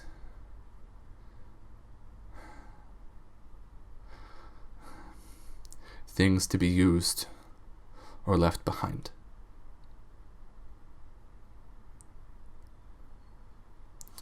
And she reaches to her side and draws her dagger. I do not do this for you, Arrow. I do this for your friends that go with you into this danger. But not for you. And she draws the blade across her hand and squeezes some of the blood out. The ground trembles underneath you, no lightning or thunder to accompany it. And she swings her hand, spraying the blood toward you. And as the droplets reach you, all four of you, Allie, Gregor, Farron, and Arrow, turn invisible.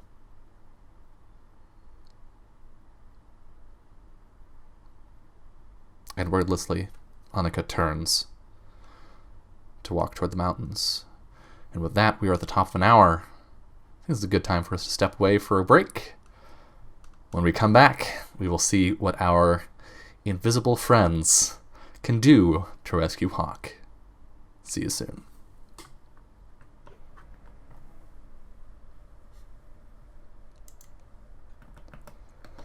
Hello, and welcome back to episode 16 of From Dust. Arrow, as Annika leaves, and the four of you are made invisible, what did you get on your tracking check? Was it a 7 to 9, if I remember correctly? Yeah, you got an 8. Yeah. You do find the site of the scuffle that happened. You can see displaced earth and a couple rotting corpses that were dropped by the patrol before they died. None of the patrol is still here, obviously. But you can follow there are some deep drag marks that head toward the main body of the army. What do you do? He asks like he doesn't know the answer. Follow him till I can't. Yep. You can follow them. It is feasible to follow them right up until they reach the army itself. But as you follow them and crest a hill, you are confronted once more by the sight of this army in what little moonlight peeks between the storm clouds. The army doesn't have any fires lit, no light of their own to really show it. But between the moonlight and the occasional flash of lightning, you can make out this enormous sea of bodies. And I'm gonna need both of you to make a roll, which is when you gaze upon the teeming sea of of undeath. Roll plus wisdom. Didn't we already do this? It is every time. It is not when you first gaze upon the teeming sea of undeath. Oh no! Oh god! You both mark XP. Oh, this is my favorite. On a miss, you are changed by the horrors you witness. Write a new bond with yourself, describing your insanity. Anytime a roll you make relates to this bond, you must roll to hinder yourself. What? Okay. Is this a bond that can be resolved? Yes. So give me an example of like a bond you would write with yourself. Like some kind of an immense phobia, maybe. Like I see the rotting grasp of undeath reaching for me everywhere I look, for example. Or let's see, I'm always afraid that there's something just behind me where I can't see. We're golden. I got it.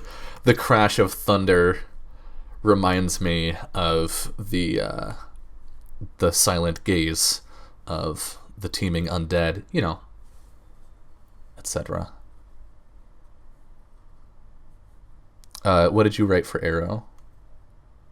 I wrote, I will be unable to save those I hold most dear. Oh no! Fuck. Okay. Okay, well, this is going to add on top of the other bond I have. Oh no. So I previously had Bruno terrifies me. I'm going to run until there's no chance so he can find me. And now this one is I can never stay still in one spot for longer because I know that they'll catch up to me. Oh boy! Oh no. Okay. So you're both stricken with deep, deep terror as you look upon this army. When you saw them during the day, it was affecting, but you didn't really plan to go toward them. And you could see them, they were just people, in a sense. But now, in the darkness, knowing that you have to go toward them and among them, even if you know you're invisible right now, that fear leans onto something fragile. But you do still... Two questions, actually. Uh-huh. Can we see each other? No. Where's my burb? Your burb, I think, is flying above or on your shoulder. Is she also invisible? Burb is not. Oh, sweet burb. You better stay out of the way, girly. I would tell her to go up, up, up. Watch out for lightning. She's probably fine. Birds don't get struck by lightning very often. Usually because they sit in trees. They like hide during storms. Mm-hmm.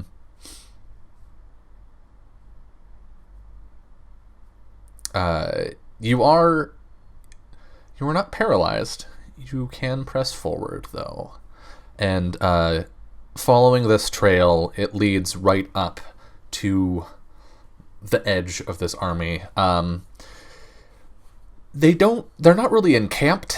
They don't have tents. They don't organize themselves like a regular army would in orderly rows with space between to move. They just sort of mass and stand like some gallery of statues. What do you do?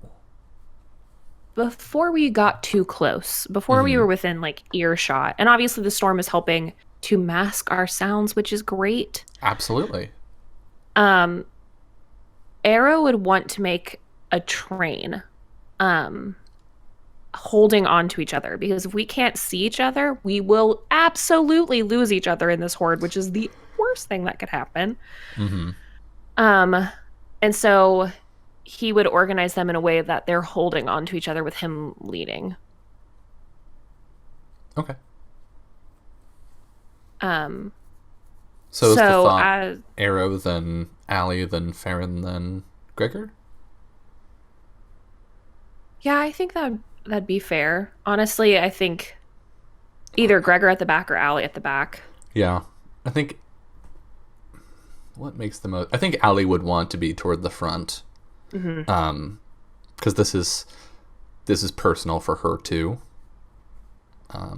Yeah, absolutely. With Hawk being her friend. So. Also, I think that before they went down, he would speak to the group because he can't see them. And just say, Farron, Gregor, if things get bad and you feel that you need to turn back, you can.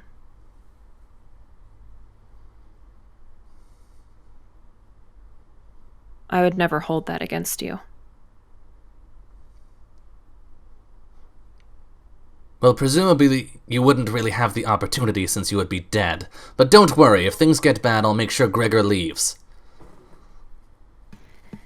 Thank you, Skullbreaker. Of course. Your deaths mean nothing to me. It may mean something to Gregor, and therefore it's your problem as well. Gregor probably gives him some form of like, come on, man.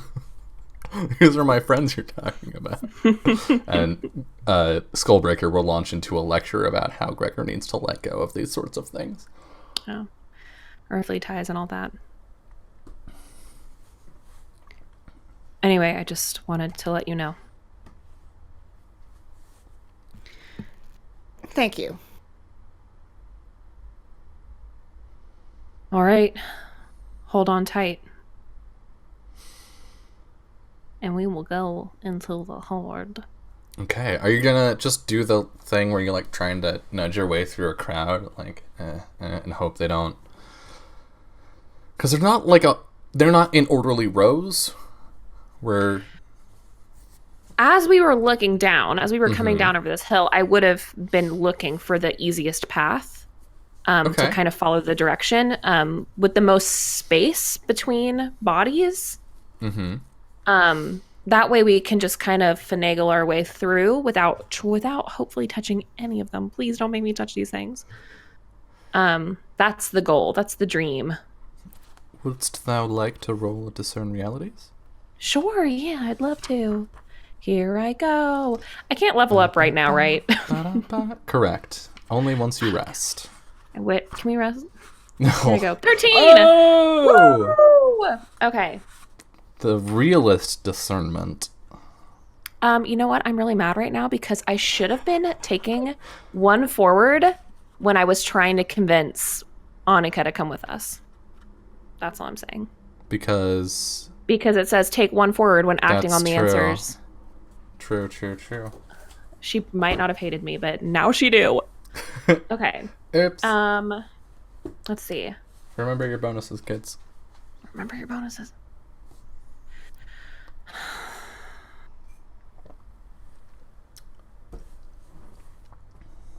Okay. What should I be on the lookout for?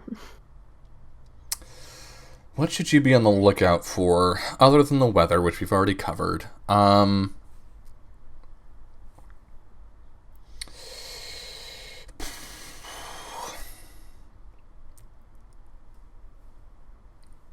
mean, and the giant army, which is sort of self-evident. Fuck, dude. Like, is there anything looking for us? I'm gonna pivot this and just not answer it and answer a different question instead. In essence, because I don't think there's anything not obvious here. But I think in another flash of lightning, you can see the palanquin. Cool. Toward the center of the army. Yeah. And some distance away from that, actually, so not directly next to it, but not super distant, there is a portion where the army has pulled back and made space. There is a cage in the center. Oh, fuck yeah, they like cages too. We've broken out of that before. What here is not what it appears to be? Is she really in that cage?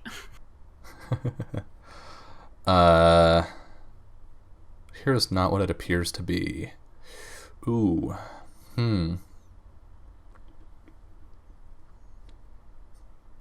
No, she is in the cage. But I think you see a pathway through that seems nice and easy. But once you follow it, you see that it leads essentially directly to the palanquin, and not toward the cage. So I think that path is less safe than it appears to be, but also whoever is in charge of this army knows someone's going to try and get Hawk. Okay. I guess what here is useful or valuable to me? I think as you're preparing to press directly into the crush of undead bodies and hope for the best, your foot kicks against a metal ring in the ground. There's a large circular iron handle, essentially, that is attached to a half-buried stone door. Oh, a secret tunnel? Secret tunnel. Can I this door unopen? See what's going on inside the door in the ground?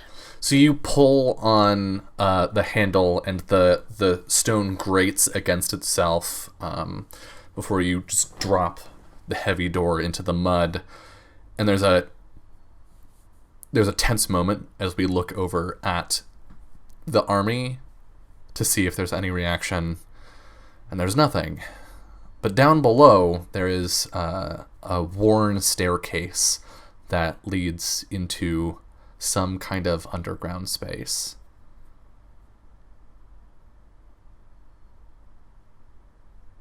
Fuck.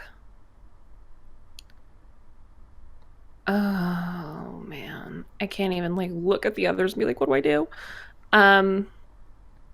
How close are we to the army right now? You're what's the distance from us to them? You're still back at the hill, because you were saying, before we go do that, I'm looking for these things. So Yeah. I think you would say, wait here just a second. I'm going to see if this heads in the right direction. Just say that to the group. Mm-hmm. And I'm going to sneaky on down into it and see if it goes in the direction that we're headed. Mm-hmm. And also, I kind of want to look for signs that this is elvish versus other. Because it's so close to the forest, right? Yeah. His hope here is that this is something that his people fucking came up with for whatever the hell reason. Right. I think that's a spout lore. Cool. I've which never you're done super that good before. at. If only you had a bard. Here I go. I'm so smart. We all know I am. 12. Holy so fuck off, everybody. What? I know everything about this hole. You do. As you step down into it, it does appear to lead off, and it opens up into a room rather than a tunnel, but there is a door that looks like it goes in the direction that you would want. But you do know this place. It has a name in Elvish, which roughly means Secret tunnel? no. It means the grave. Dope. There was a time before Elisurdran hid itself, where the city was larger, and it expanded beyond the borders of the forest. There was a fortress that kept watch over the city, and when the events that led Elisurdran to pull back, to retreat from the world, happened, the fortress fell. And the parts of it that were above ground were destroyed. But there were passageways and chambers beneath the earth that spread out far around through essentially all of the city's defenses. But when whatever happened that caused the people of Elisurdran to pull back, when that happened, they gave up this place to the thing or things that drove them back.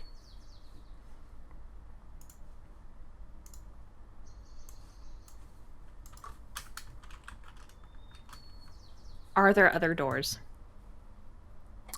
Not in this room. Oh, are there? Yes. Like in the tunnels, like in general. Yeah. It connected the fortress to other defensive points throughout the old city. What do I think the odds are of getting pretty close to the cage/palanquin are? I don't think it's possible to know that. Yeah. Without like literally running stories. through it. Yeah.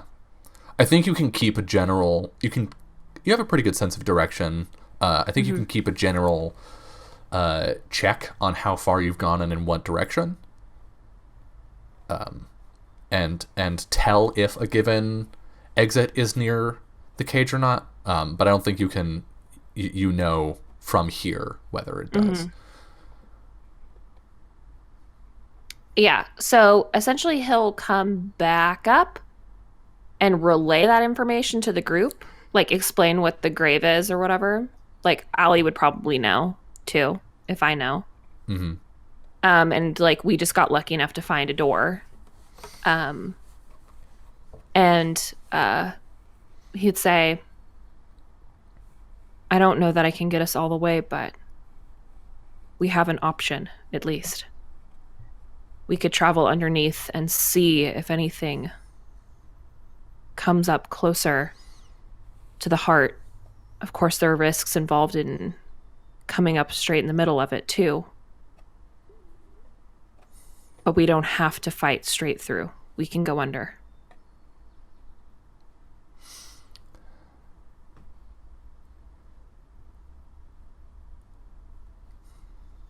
The passages that lead back to Elisurdran may have been sealed, but Arrow, if they don't know about this and they find it,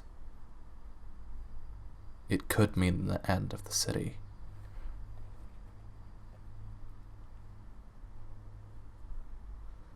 You're right.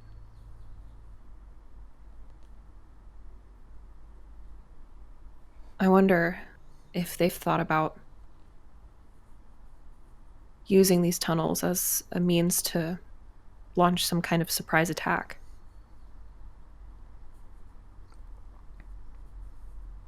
I don't know that the speaker would have even thought of them.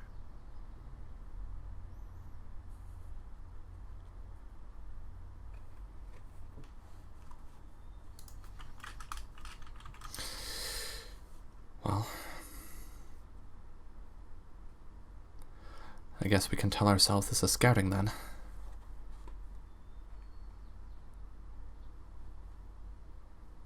If you don't think it's a good idea, we won't do it.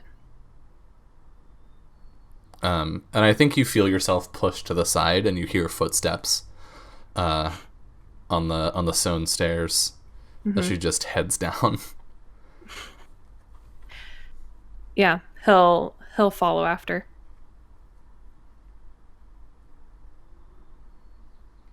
Farron as well? Yep, we're gonna do that. All right. Moving down into the underground complex, the sounds of the storm fall away, muffled, and the dust down here dampens other sounds even further. You can open the door just fine. It's not locked or stuck with time. But moving through this space, you're dreadfully aware of the presence just a few feet above you. And I think navigating the interconnected complex of rooms and tunnels is made difficult not just by your lack of familiarity, but also by like thick spider webs and me dropping stuff on the floor. Could you? Is there a get yourself through the dungeon and know where you're going move? I don't think so. Hunt and track. Probably not. You know, I'm gonna make one. Because I can just make a move. That's a thing that I can do in this game. Yeah, sure. So... We can undertake a perilous journey. I would like each of you to roll plus dexterity. Can I have a +1 forward because I'm acting on an answer that you gave me? Yes. Yay! Okay. So just add a +1 in your heart. Okay. 10! Fuck. Hey! And a 7 and 9. Okay. So, 10. On a 10 plus, Arrow's fine. Farron, on a 7 to 9, you get some of what you want, but not everything. So, as you're walking through, you're having a hard time, like, keeping pace with the group, because even holding on, it's hard to tell where, like, the end of the group is, what with you being in the middle, and, like, just maneuvering with everybody else is awkward. You keep stepping on the back of Ellie's feet. It's a disaster. And as you round a corner, I think Allie suddenly sidesteps while you're holding on to her, and it pulls you off balance unexpectedly, and you swing directly through some of these webs. And you're not stuck, but you can feel as you pull away from them, and you see them trailing off of your arm. These are not old webs. These are not small, usual cobwebs. These are thick strands meant for creatures your size. And you hear it clicking. Yep, Featherweight coming out and, like, taking off as much of the web as possible. Because I know that any movement on it can indicate where the fuck I am. Mm-hmm. So, cutting everything. Okay, I think that's a defy danger. Okay. The danger here is that you're going to attract attention in your attempts. Okay. And it's your call for which stat you're using. Can I try and aid? Farron's invisible. I mean... But the cobwebs are not invisible. That's true. The webs aren't. Yeah. Also, I am paying very close attention to my party. I care very much about them. Here I go. I think that makes sense. Do well. An 8 +1, and I expose myself to danger if they fuck up. Yeah. All right, I'm going to use intelligence, my quick thinking, to attempt to do this. I will take a +1. Ganbate. 11. Oh! Yeah! All right, you slice through, and I think Featherweight being this magical blade just cuts through without putting tension on them. And as Arrow, you push the group back against the wall, you see a shape ahead of you, the direction you were going, come around. There's like a large vaulted chamber in there, and a shape crawls into the hallway along the roof down from one of the higher walls in the next chamber, and is crawling toward you. What do you do? Carefully along the wall, pull them through the room, this chamber, and keep going, trying to get past it. Okay. Go ahead and... Oh, no. I'm invisible. Hello. You are.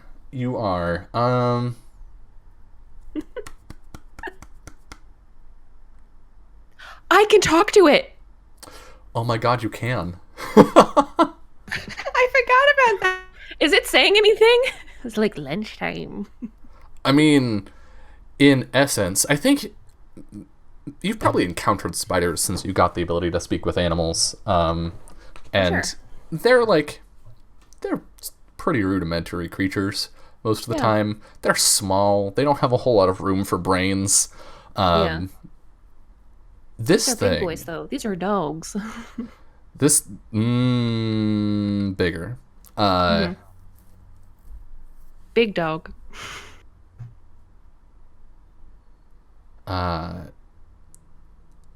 This thing is saying,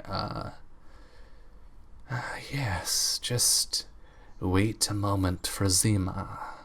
Zima will help you soon, little creature. Just wait in the web for me. As it's crawling along. I'm not going to say shit to that. I'm just going to motion the group. They can't see me. I'm just going to Pull the group. gonna pull them. Yep. This is gonna be a defy danger from you as you lead the group. Okay. Quickly. Let's go. 8.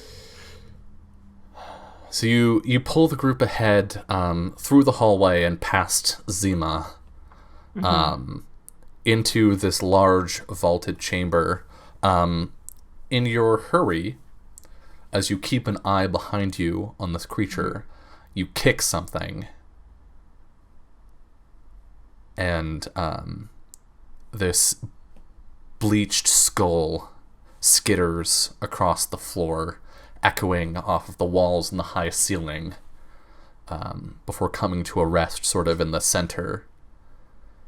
And you see Zima turn around in the tunnel, but you also hear clicking from above you. What do you do?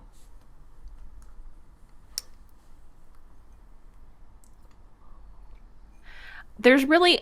Okay, here's the thing. Stopping is a terrible idea. We're going to keep moving no matter what, because they can't see us. They can only hear us. So if I made a noise, got to get away from that noise as fast as possible. So yeah, gonna pull them. Keep going. Don't look at them. A rasping hiss comes from Zima, which most of the group just hears as a disconcerting exhalation. You hear as sort of like a yell, a cry. Children, there is something here for you.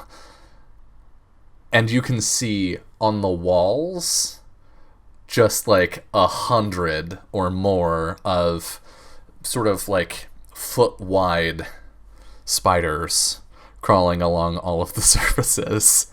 Ali's gonna push on you. Like we should run. Like I need a push at this moment. Yes, we are running. We are getting the fuck out of this room. Okay, I'm gonna need a dex defy danger from each of you. Oh my god. Get me the fuck out of this room. 10. Farron, okay. Stumble, hesitate, or flinch. The dream will offer you a worse outcome, hard bargain, or ugly choice. Can I help by yelling? I'm going to try and imitate the spider dad or spider mom's voice and say that way and like try and distract them. The move has happened. I can't roll to help after. No. You cannot. Okay. Damn it. Arrow, you're fine. Arrow, you start running. Alia's pushing behind you. Farron, you're pulled ahead. But I think as you're running, you stumble a little bit on the bones beneath your feet. This place has not been cleaned in a long time. But you see a book off to the side, well preserved in the musty darkness here, and it's not far. You could just grab it. What do you do? God damn it, Dylan. Oh boy. Okay. Oh, Farron, buddy, what are you gonna do?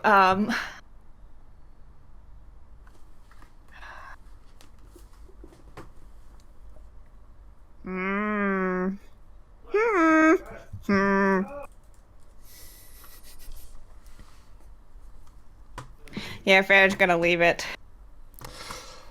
Okay. So we see this moment where we see the Farron's footprints in the dust stop as we get a close up of this book.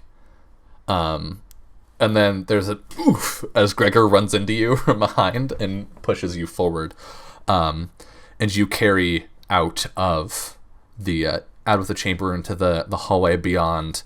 And you can just hear the clicking of these little spindly legs against the stone as they reach the floor and start pooling across the room behind you. I assume you're just running. You're trying to get out as fast as possible. Yes. Okay. So you burst into this next chamber, and I'm gonna need a. Oh God, this is a Dex heavy night. I'm gonna need a defy danger with Dex from you, Arrow, at the front, to not run directly into the webbing on the other side of this door. Can I get a +1 because I got a 10 on that other one? That's not how moves work. Well, but I feel like I already did it. Okay. Let's see. Shit. 12. Hey! So you swing this door open, and then you just pull up short as Allie and the rest of them press up behind you. And there's just this web stretched across the entryway here, or across the hallway, meant to catch people doing exactly what you're doing. But you stop short, you don't get caught, and you have an opportunity to cut through and press on. As you do so, you hear the voice again, that hissing, wheezing sound. Little creature, are you this way? Come to Zima. Come to Zima's children. And you can hear the skittering is starting to move toward you, as you cut through this web and then press on. Some 20 feet later, there is a door. There's a set of stairs that leads up to another one of these doors, these trap doors. What do you do? What do you need me to roll to see if I can figure out where we are within the horde? Tracking, I think, is the closest, and Okay. we'll just interpret the results. Sure. Okay, and 9. Nearly a 10. Can I get a +1 because I'm acting on the fact that I got that thing forever ago with my discern realities? You already acted on that piece of information. Oh, it doesn't just act forever? It's +1 forward, not ongoing. Oh, boo. Okay. Sorry. Okay, so I think You know that you're definitely still under the army. You didn't overshoot it. You're reasonably sure that you're close, even if you're not directly under it. I mean, this is as good as any time to. All right. So he's gonna turn back to the group that are presumably all with them still, because he Hopefully. only can feel Allie. I'm gonna see where we are.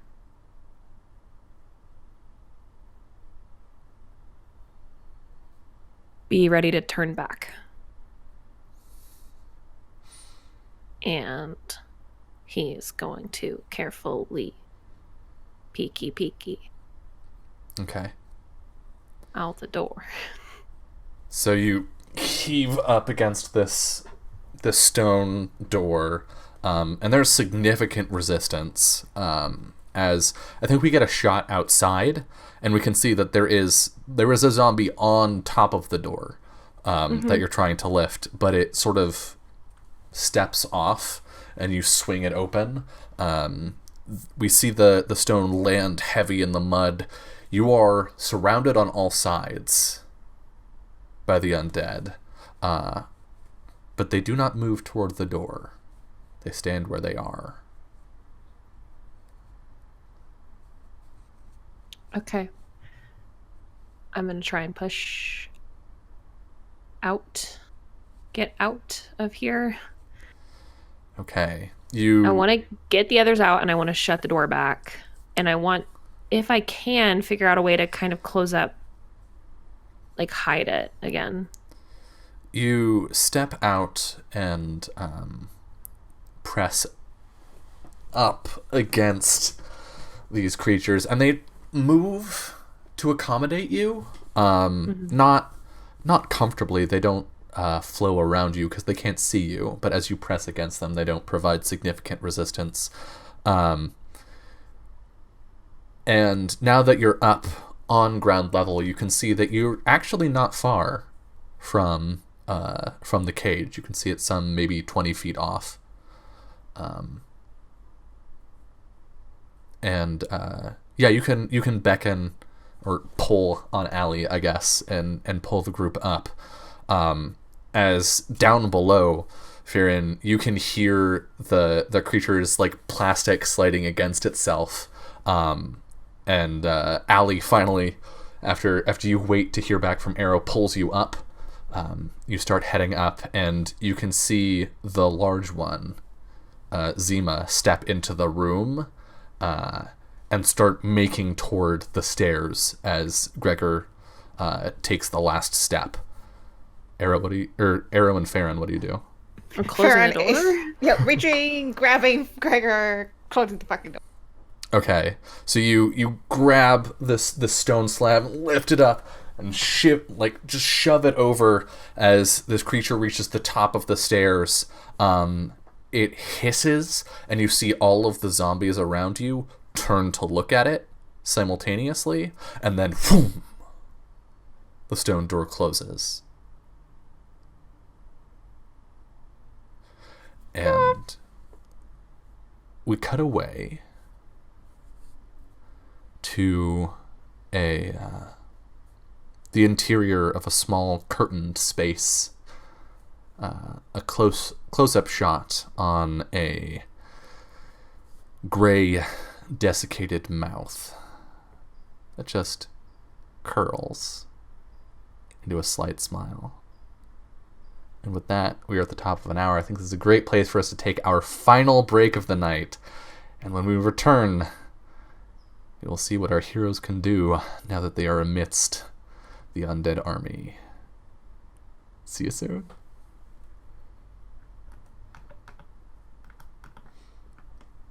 Hello, and welcome to the final hour of episode 16 of From Dust. You stand now sort of in a circle around this door. And I think as the adrenaline sort of drains, and you hear the thud of this creature against the door, but the door doesn't move. The reality of your present situation sets in as you're pressed up against the wet and decaying forms of these undead creatures. What do? I did want to try and cover the door back as best I could. Okay. Like, it's muddy and shit, so it should be not horrible to do. Like, to reseal. I mean, it'll obviously be, like, hard, but definitely want to try at least. Okay. I don't think there's a roll here. You can slop some mud over it. Push some zomboys back onto it so it's unsuspicious. Yeah, you just stand here. You try to push one of the zombies, and it like lets out this gross gurgling gasp as you push it into place. Okay, I'm gonna grab one of my friends, and I'm going to lead us towards the cage, I guess. All right. Even though I feel like it's a trap. Pressing through, again, these things don't stop you. They don't appear confused as you move. But it's like a soapy slip and slide. It's just gross, and it smells awful. And every fifth step, either you press against something you didn't want to, or step on something that shouldn't feel that way. But in essence, you reach this clearing unimpeded,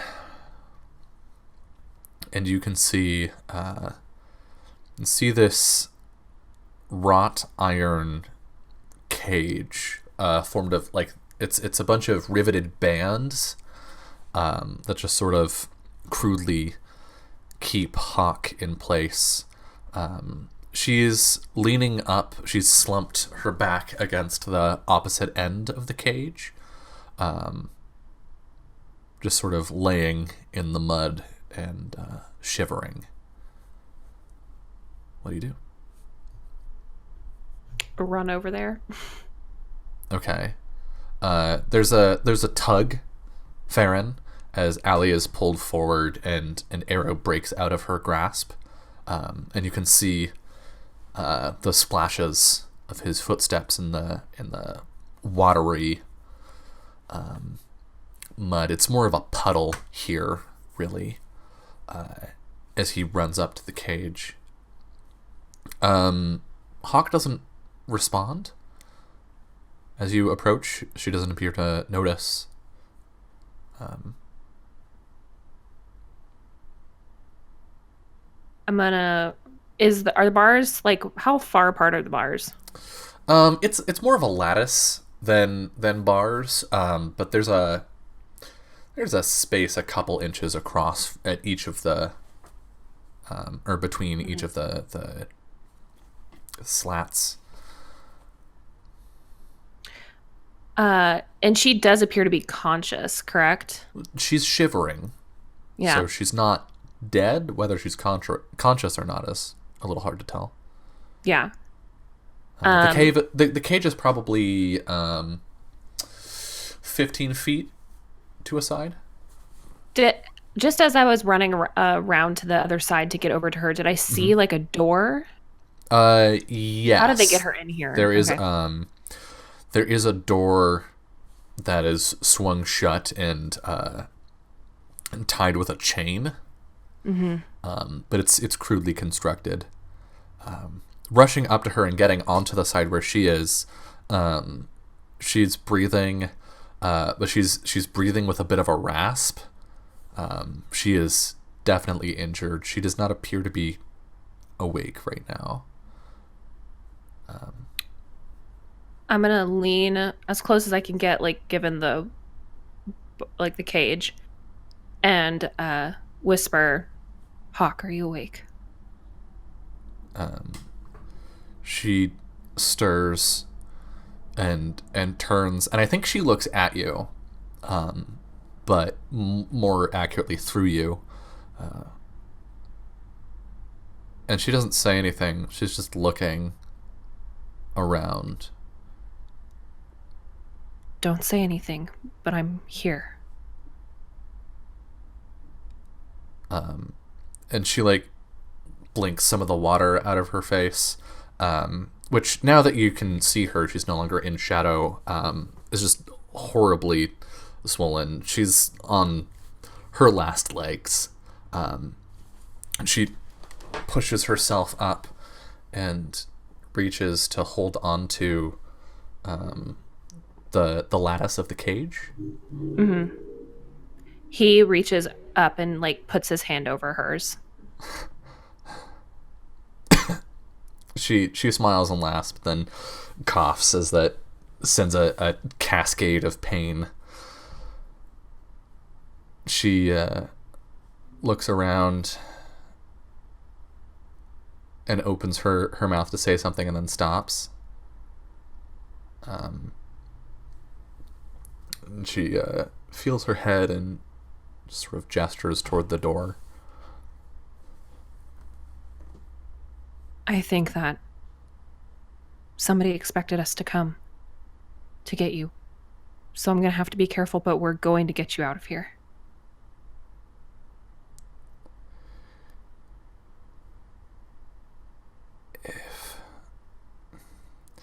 If she knows you're here, you need to go.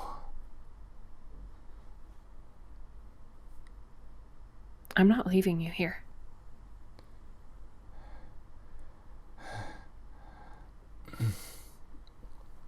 She pulls herself against the lattice so that she's right next to you, and whispers, Kosa. She controls all of them.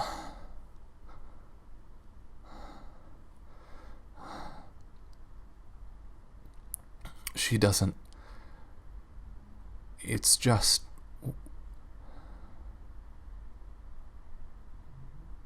She's an Eldrin, Kosa.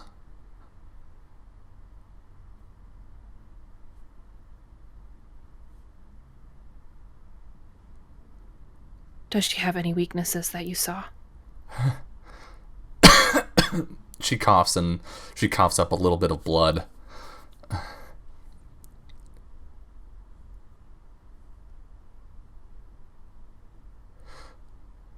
You know what they did.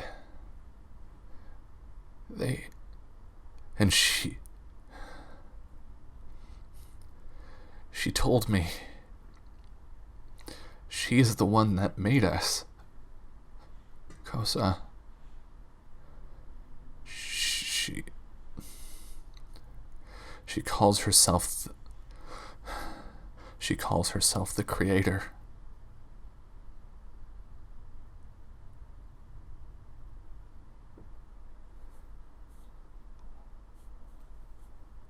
Did she say where she was keeping you?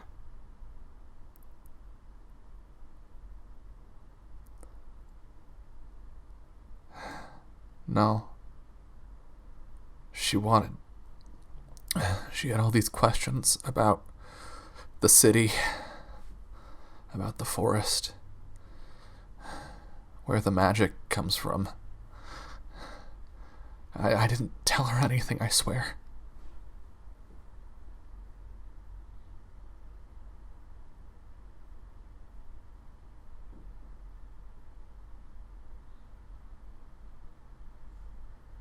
He like is at a total loss for like what to do.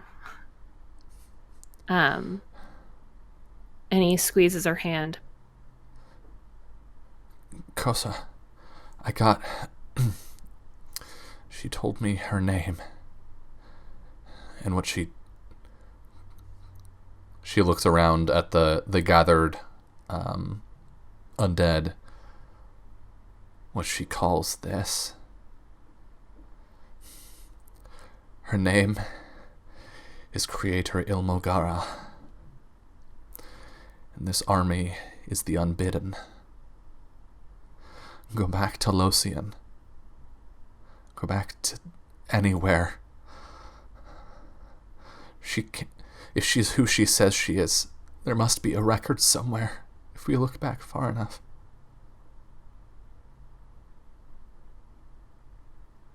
But you can't stay.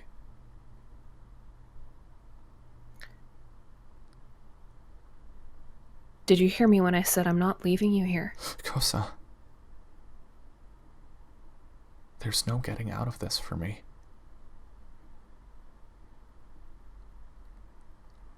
Yes, there is.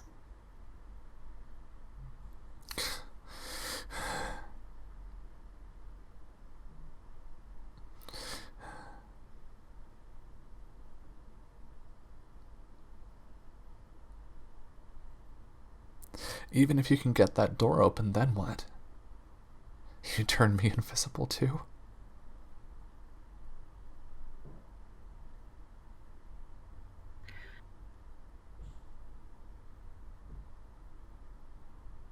We're going to figure something out.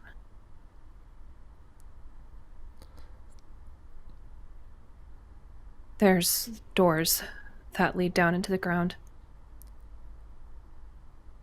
There are what?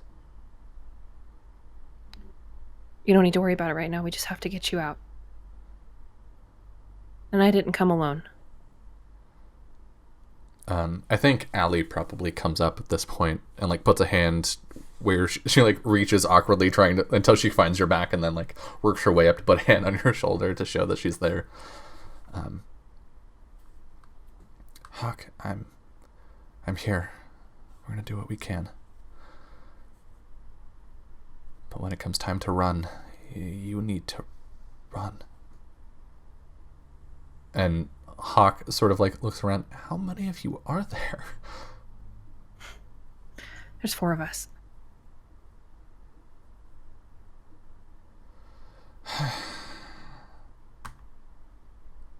Damn it, Kosa.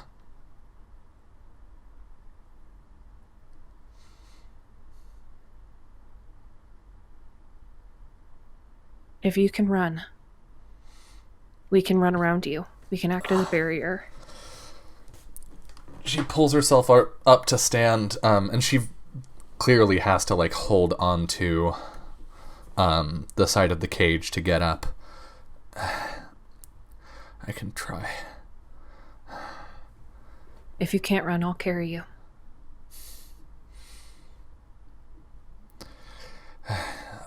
I can try. I think you hear one of the zombies let out this low groan and take a step forward.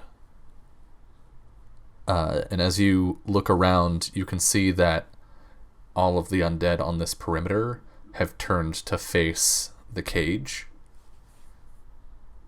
What do you do? I'm gonna go around to the door and try and hack off the And try and break the chain. chains? Yeah.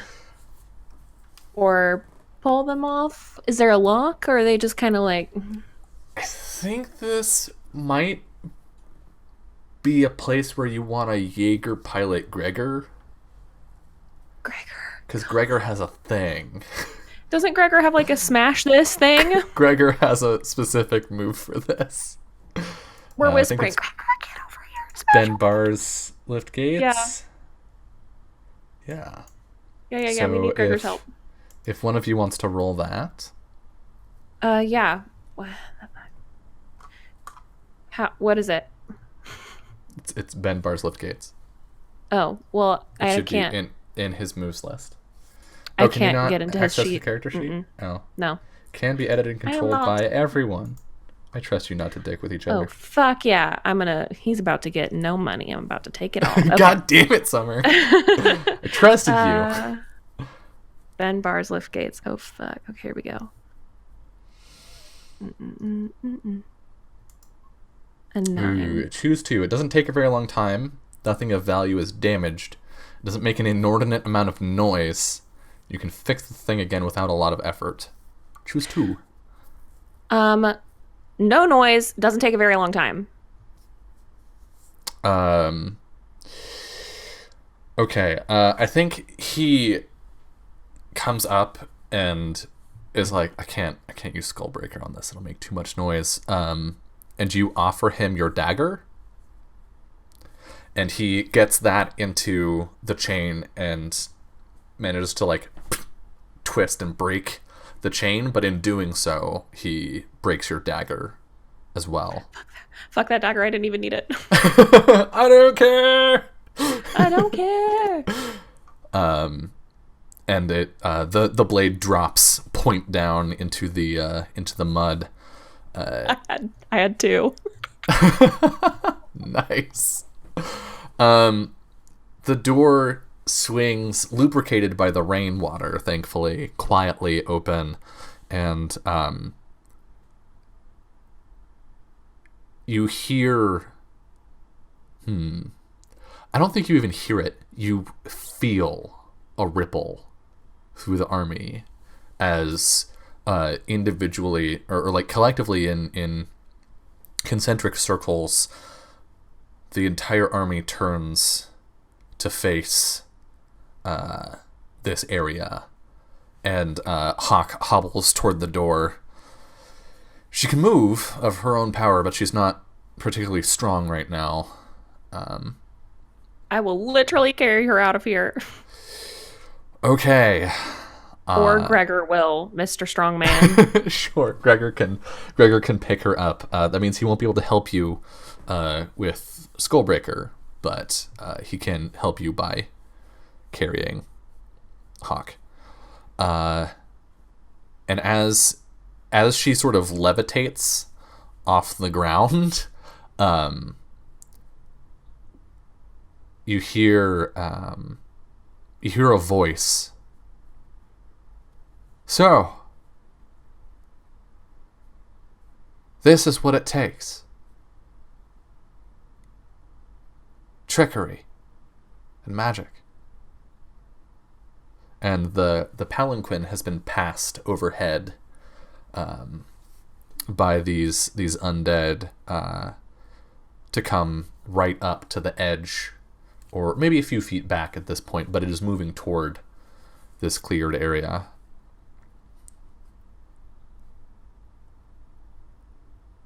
What do you do? I shoot it with my invisible bow and arrow. Okay, so you turn, and I think we can see the outline of Arrow in the falling rain as you turn. Go ahead and roll to shoot. Mama mad. Let's see. Are they defenseless or surprised? Yes. Okay, cool. I'm going to shoot them in the head. Here I go. You've got to be kidding me. You turn and you lose your footing in the mud and fall down to one knee, your shot going wide. And there's a chuckle as you hear the arrow hit some flesh somewhere off in the mass. There's a little like that comes out in response.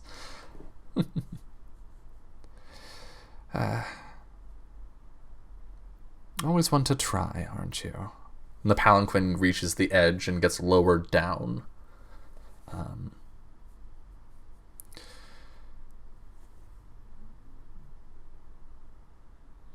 You've done well, Hawk, bringing these people to me. And the curtain is parted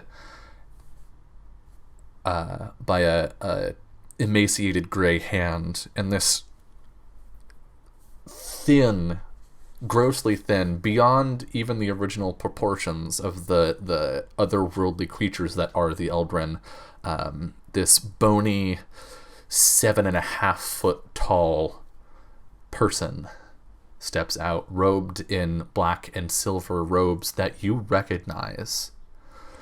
You've seen the living version of this creature in your visions when you touched the no stone. You saw her gather the flame of life in that bottle. You saw her working away at the anvil. But now you see her in the decayed flesh. And Hawk just sort of sputters, I didn't know. But I did.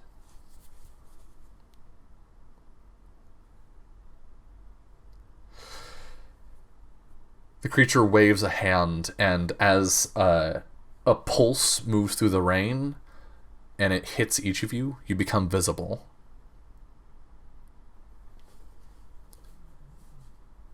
Have you come to surrender what you know?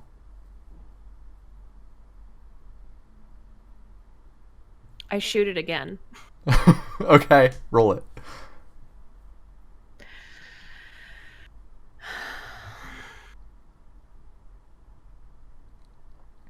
Yeah, your arrow lands directly between her eyes. Her head snaps back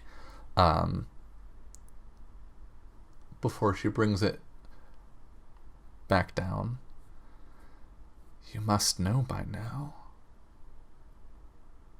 I cannot be. And then a blue flame ignites from the arrow launched by the bow that Vori made you.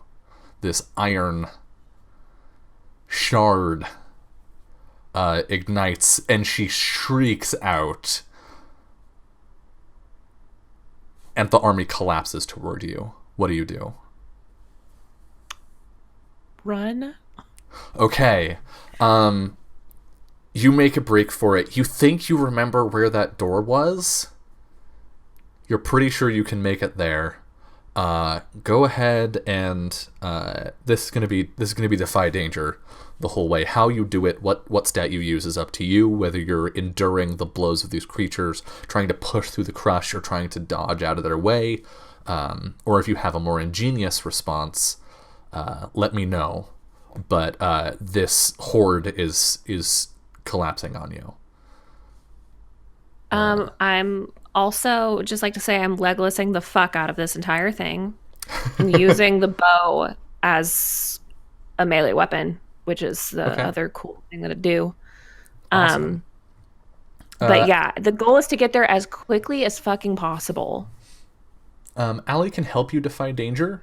She can give you a +1, but it does come with a drawback of you can't get a 10+. The best you can get is a 7 to 9. I kind of want to go for it. Especially because even if she is helping, I can still fail with a +1. Yeah. So I would rather dream on. Can we help each other? Or do we both need to be rolling this whole time? I feel like this is individual, right? Okay. Because this is an entire army that you're in the middle of. Mm-hmm. If you roll well, I think you can position yourself to help each other moving forward. But I don't think you have that particular advantage right now. Okay.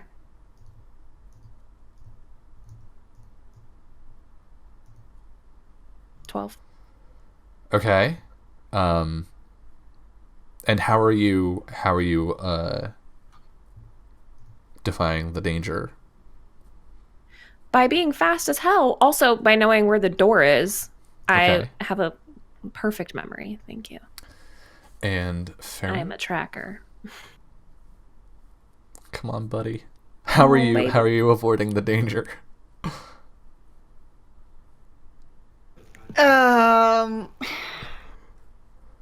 So creepy Allie can creature help lady. you too, by the way.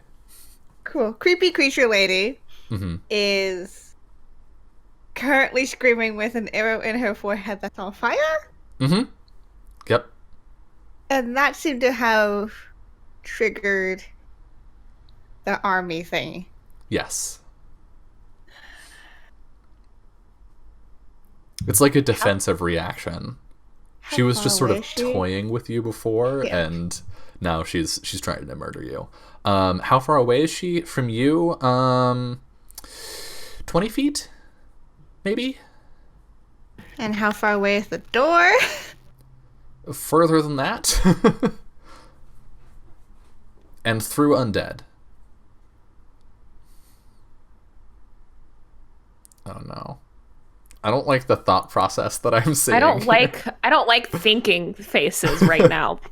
What is there to think about, Kiana? It's pretty simple. Just run away. I just have some thoughts. That's all. You don't need them right now. We don't need thinking. You either are shooting or you're running away. Okay. Gregor has my sister. Please come with us. Yeah, if Gregor's running with the rest of the group, then don't I feel go. like probably. He's probably Yeah. blazing the trail, honestly. Just Yeah. like, let's go! Running through, like, trying to shelter Allie as he just quarterback runs through him. Yeah, so I'll follow then. What do we see on Farron's face as he considers an alternative? He has a featherweight in his hands. And he considers getting to the center and dealing with the center of the problem. But the brows kind of furrow, shake head, and just start running. Okay. Are you defying danger with Dex then? Yeah.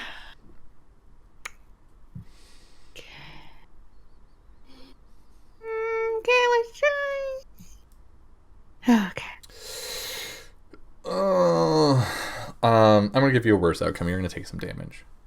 You're not stopped. You're not kept here and separated from the group, but you are gonna get hurt in the process. Let's see. How much damage does the average zombie deal?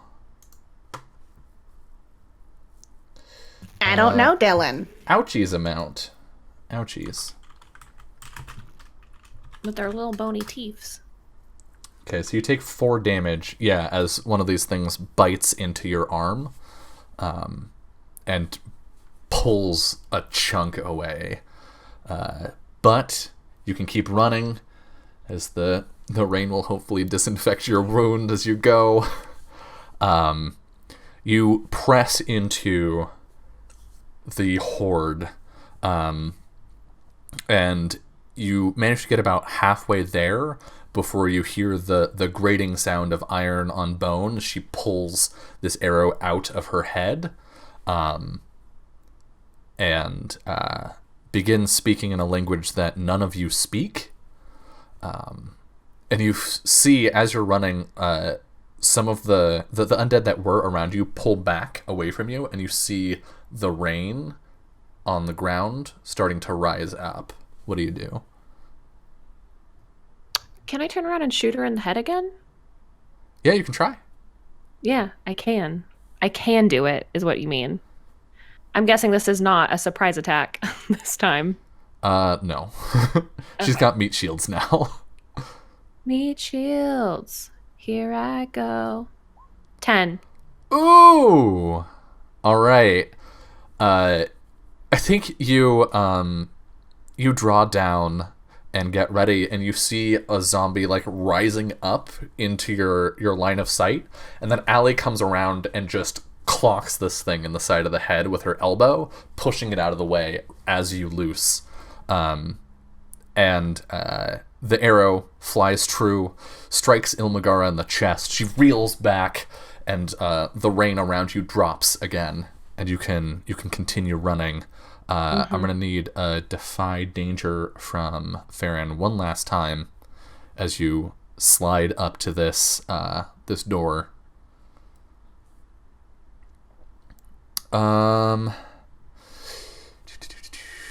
Yeah, it's just gonna be more damage.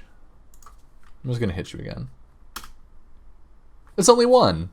You just feel like the rake of these dirty nails against your flesh, but you reach the door.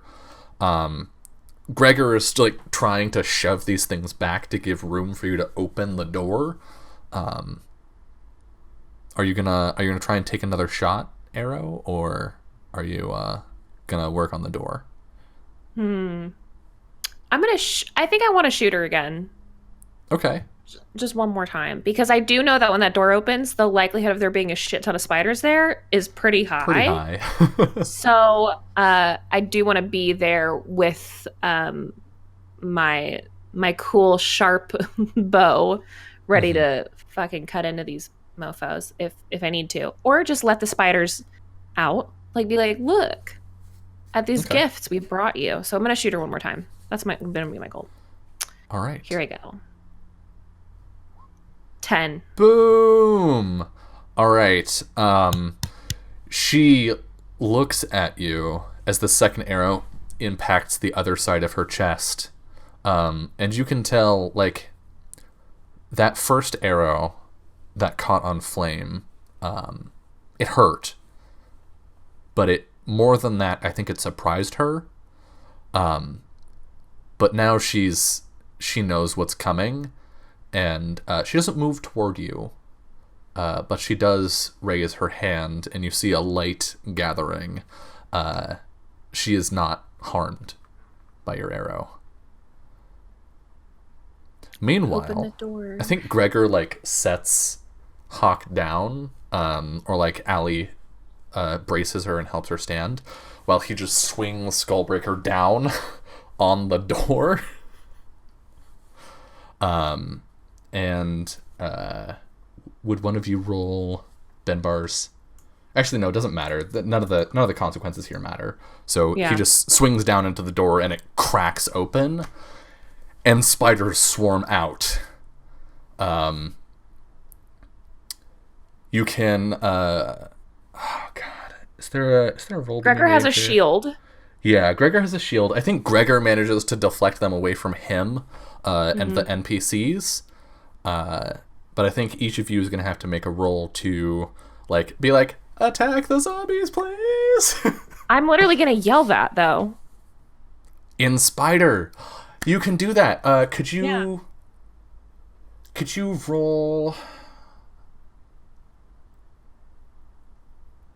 with charisma, and I'm going to give you a +1. I'm going to just say, just roll straight charisma. Discern realities with charisma. Or defy danger, yeah.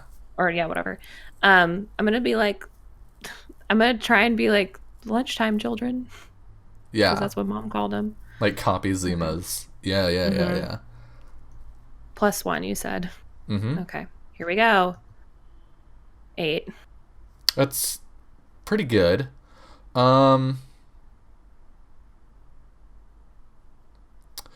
Yeah, I'm gonna give you a worse outcome here. So it works. These spiders swarm out and immediately start climbing all over the zombies and the skeletons. And we'll see what the worst outcome is later. There is an opening for you to press down as they swarm out. They're just sort of ignoring you at the moment.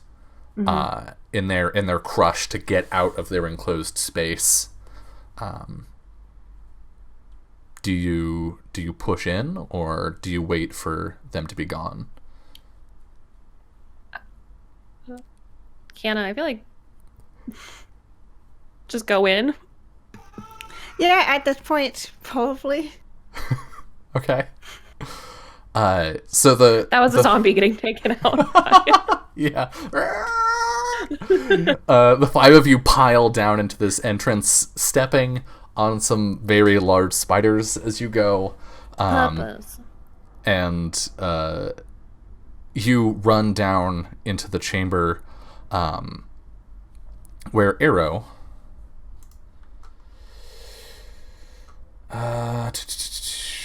is there an entry for this, or do I just have to guess? I'm just gonna guess.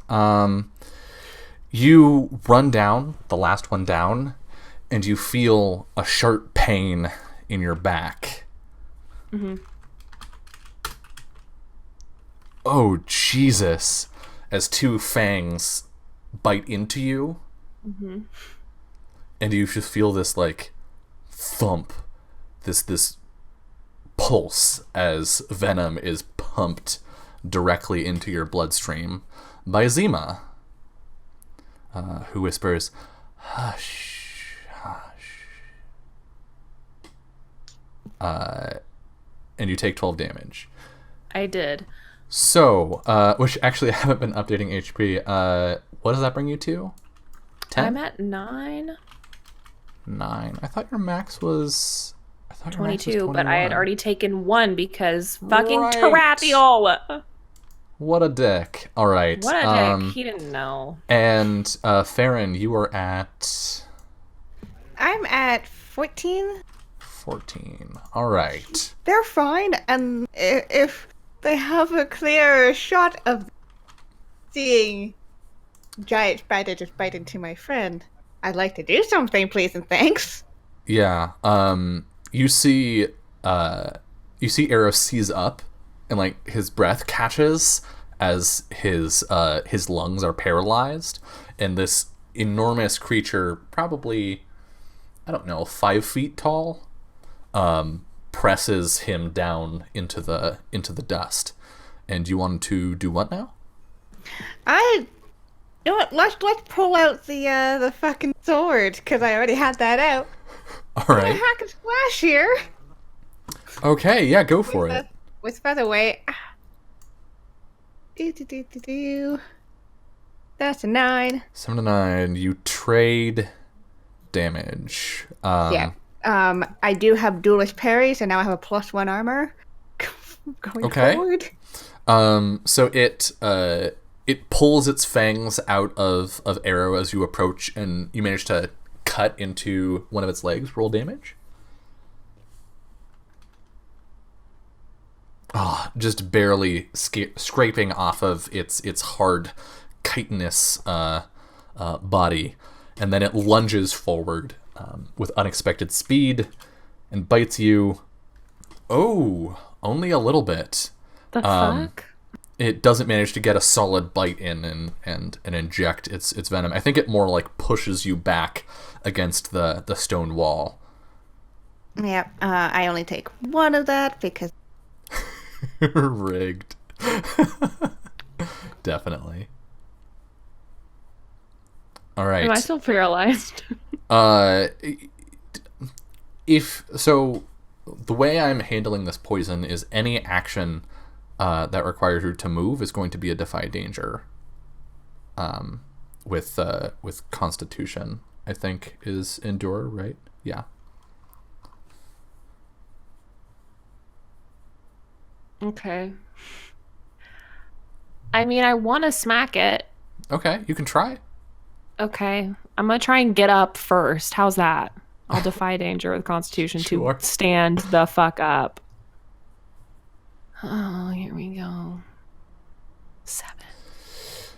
I'm gonna It is give not you. a failure. I'm gonna give you a -1 to the following. To move. hitting it. Yeah, Okay. because your muscles are just like tightening.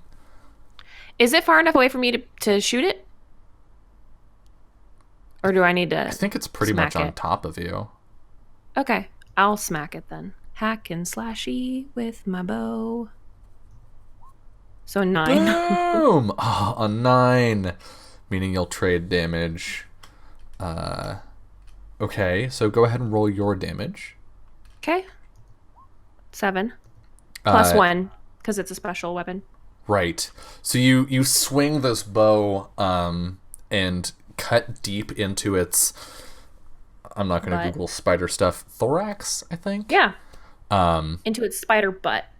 Sure. Into the spider booty.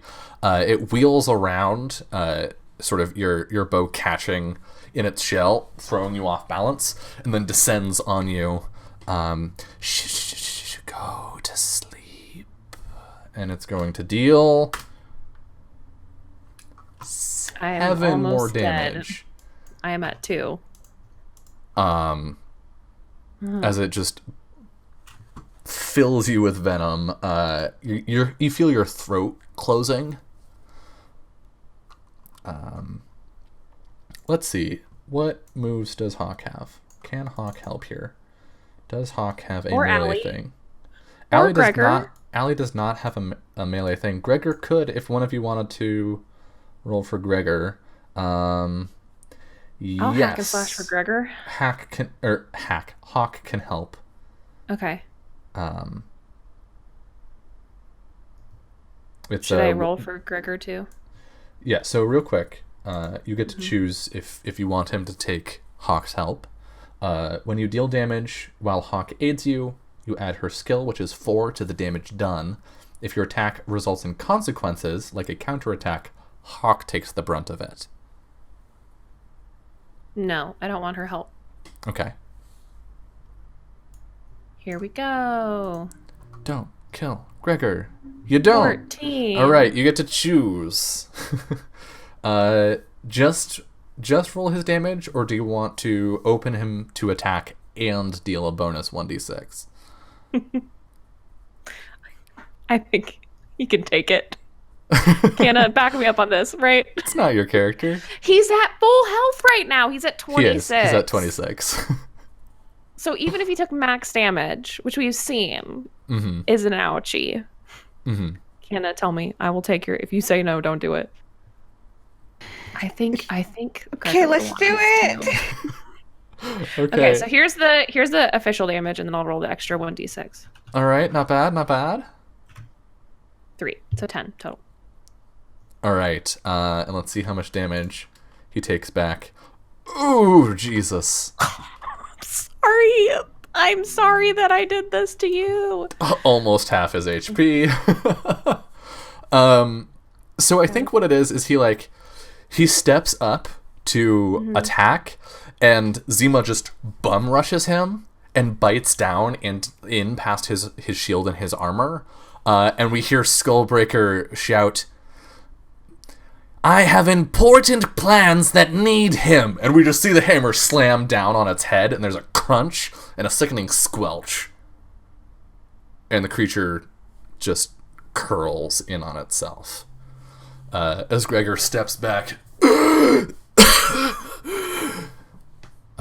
Now 2 of you are seriously poisoned. Cool. Are there any dangers right now happening? So 100 foot long spiders is a lot, but several hundred zombies is a lot more. So the spiders made a good distraction and an opening for you, but that's not going to last very long. Okay.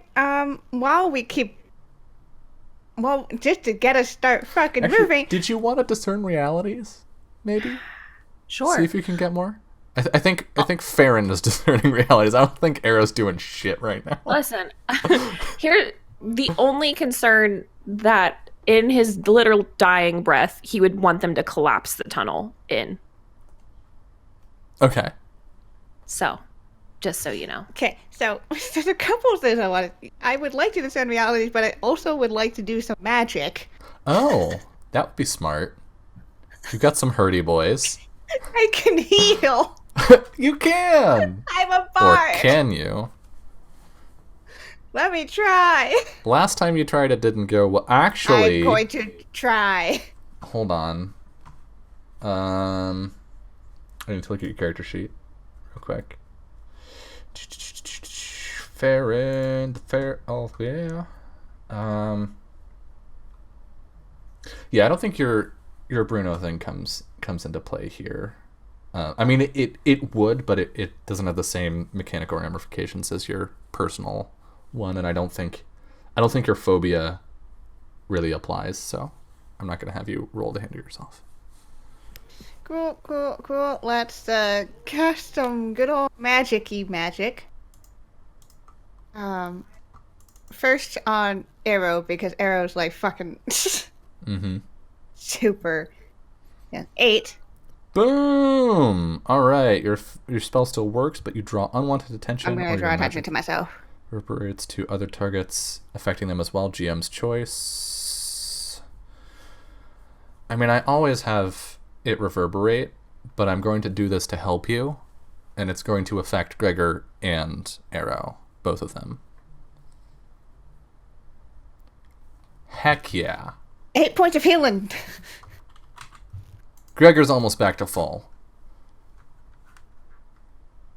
And I think that flushes a lot of the poison out of your system. I'm not going to have you... I'm not going to have the two of you rolling Defy Danger. You're just taking -1 forward. Or not forward, ongoing. Until you're fully healed. You're up to 10, Arrow. Great. Great. Okay. What do you do? As soon as we get out of this room, because we came down into there's like a hallway before the staircase or whatever. Basically, I just want to get us out of the like hall, and then tell Gregor to fucking hit the wall with his. I'm sure that Skullbreaker's gonna love this shit and just rock it up, baby. Destroy it. Destroy the hall. Okay. Did you want to roll discern realities, Farron? Sure. Oh. Farron. Summer's like, make a roll? Yes, always. I love making rolls. Ooh, a 4. Okay. Go ahead and mark experience. And as you try to get a look around, there's a crash of thunder. And you know the storm just got worse. You want Gregor to try and break this tunnel behind you? Okay. Yeah. Go ahead and roll the bend bars, lift gates. And I think we do hear, as you propose this, Skullbreaker says, I was never much of a fan of elvish architecture. Too ostentatious. Not enough gold. Here we go. What a dork. Oh! Yeah. So he swings the hammer a couple times, and the broken masonry gives way as the mud pours down. And this passageway is essentially sealed. Do you run on? Or you just hang out? So we see you running. Chill here. Running down the hallway, and like through these chambers back the way you came. But as you do, you start finding that you're splashing through pooling water, as the rain outside is streaming in down the other entrances and beginning to flood this area. I'm going to need a Defy Danger. I'm actually very okay with this place flooding. Really? Shocking. Yes. All right. As long as it doesn't flood with you in it.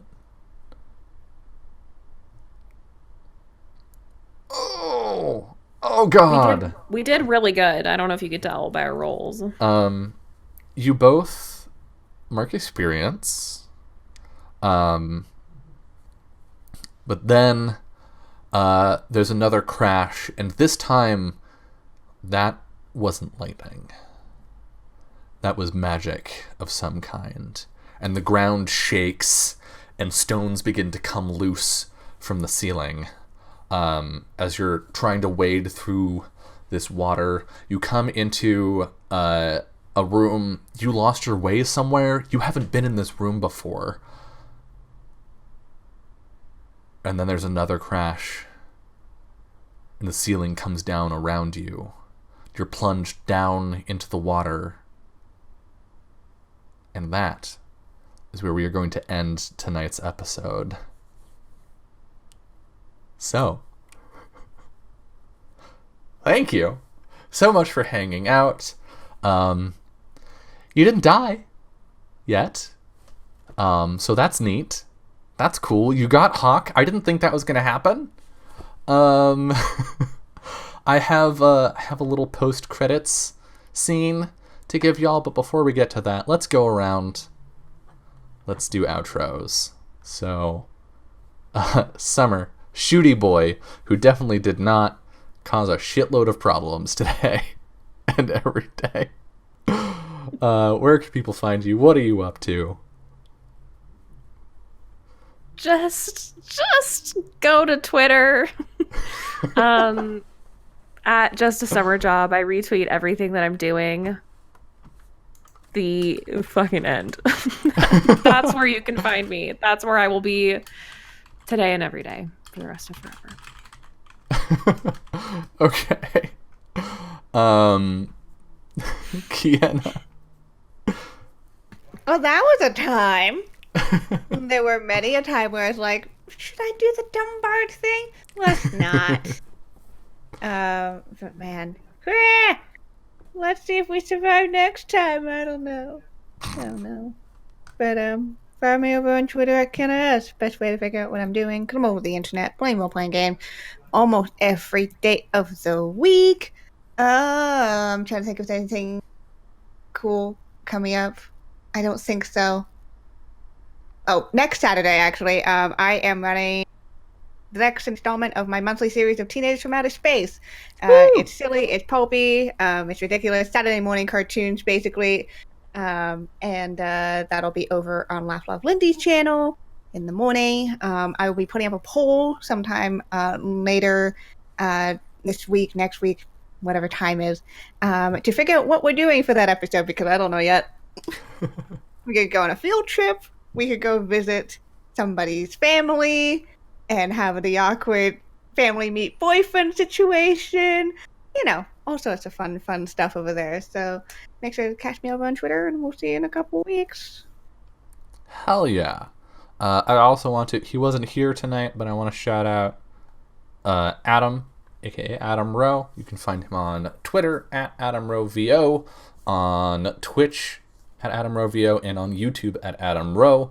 He's awesome. Check out his YouTube. He's got a bunch of cool stuff. He does some like talky things discussing like social dynamics and role-playing games, but also he's been doing some funny skits as well. So definitely worth checking out and giving him a subscription over on YouTube. Also, hello, I am here. You are on my channel right now, whether you're watching on Twitch or in 30 years on YouTube when I finally upload this.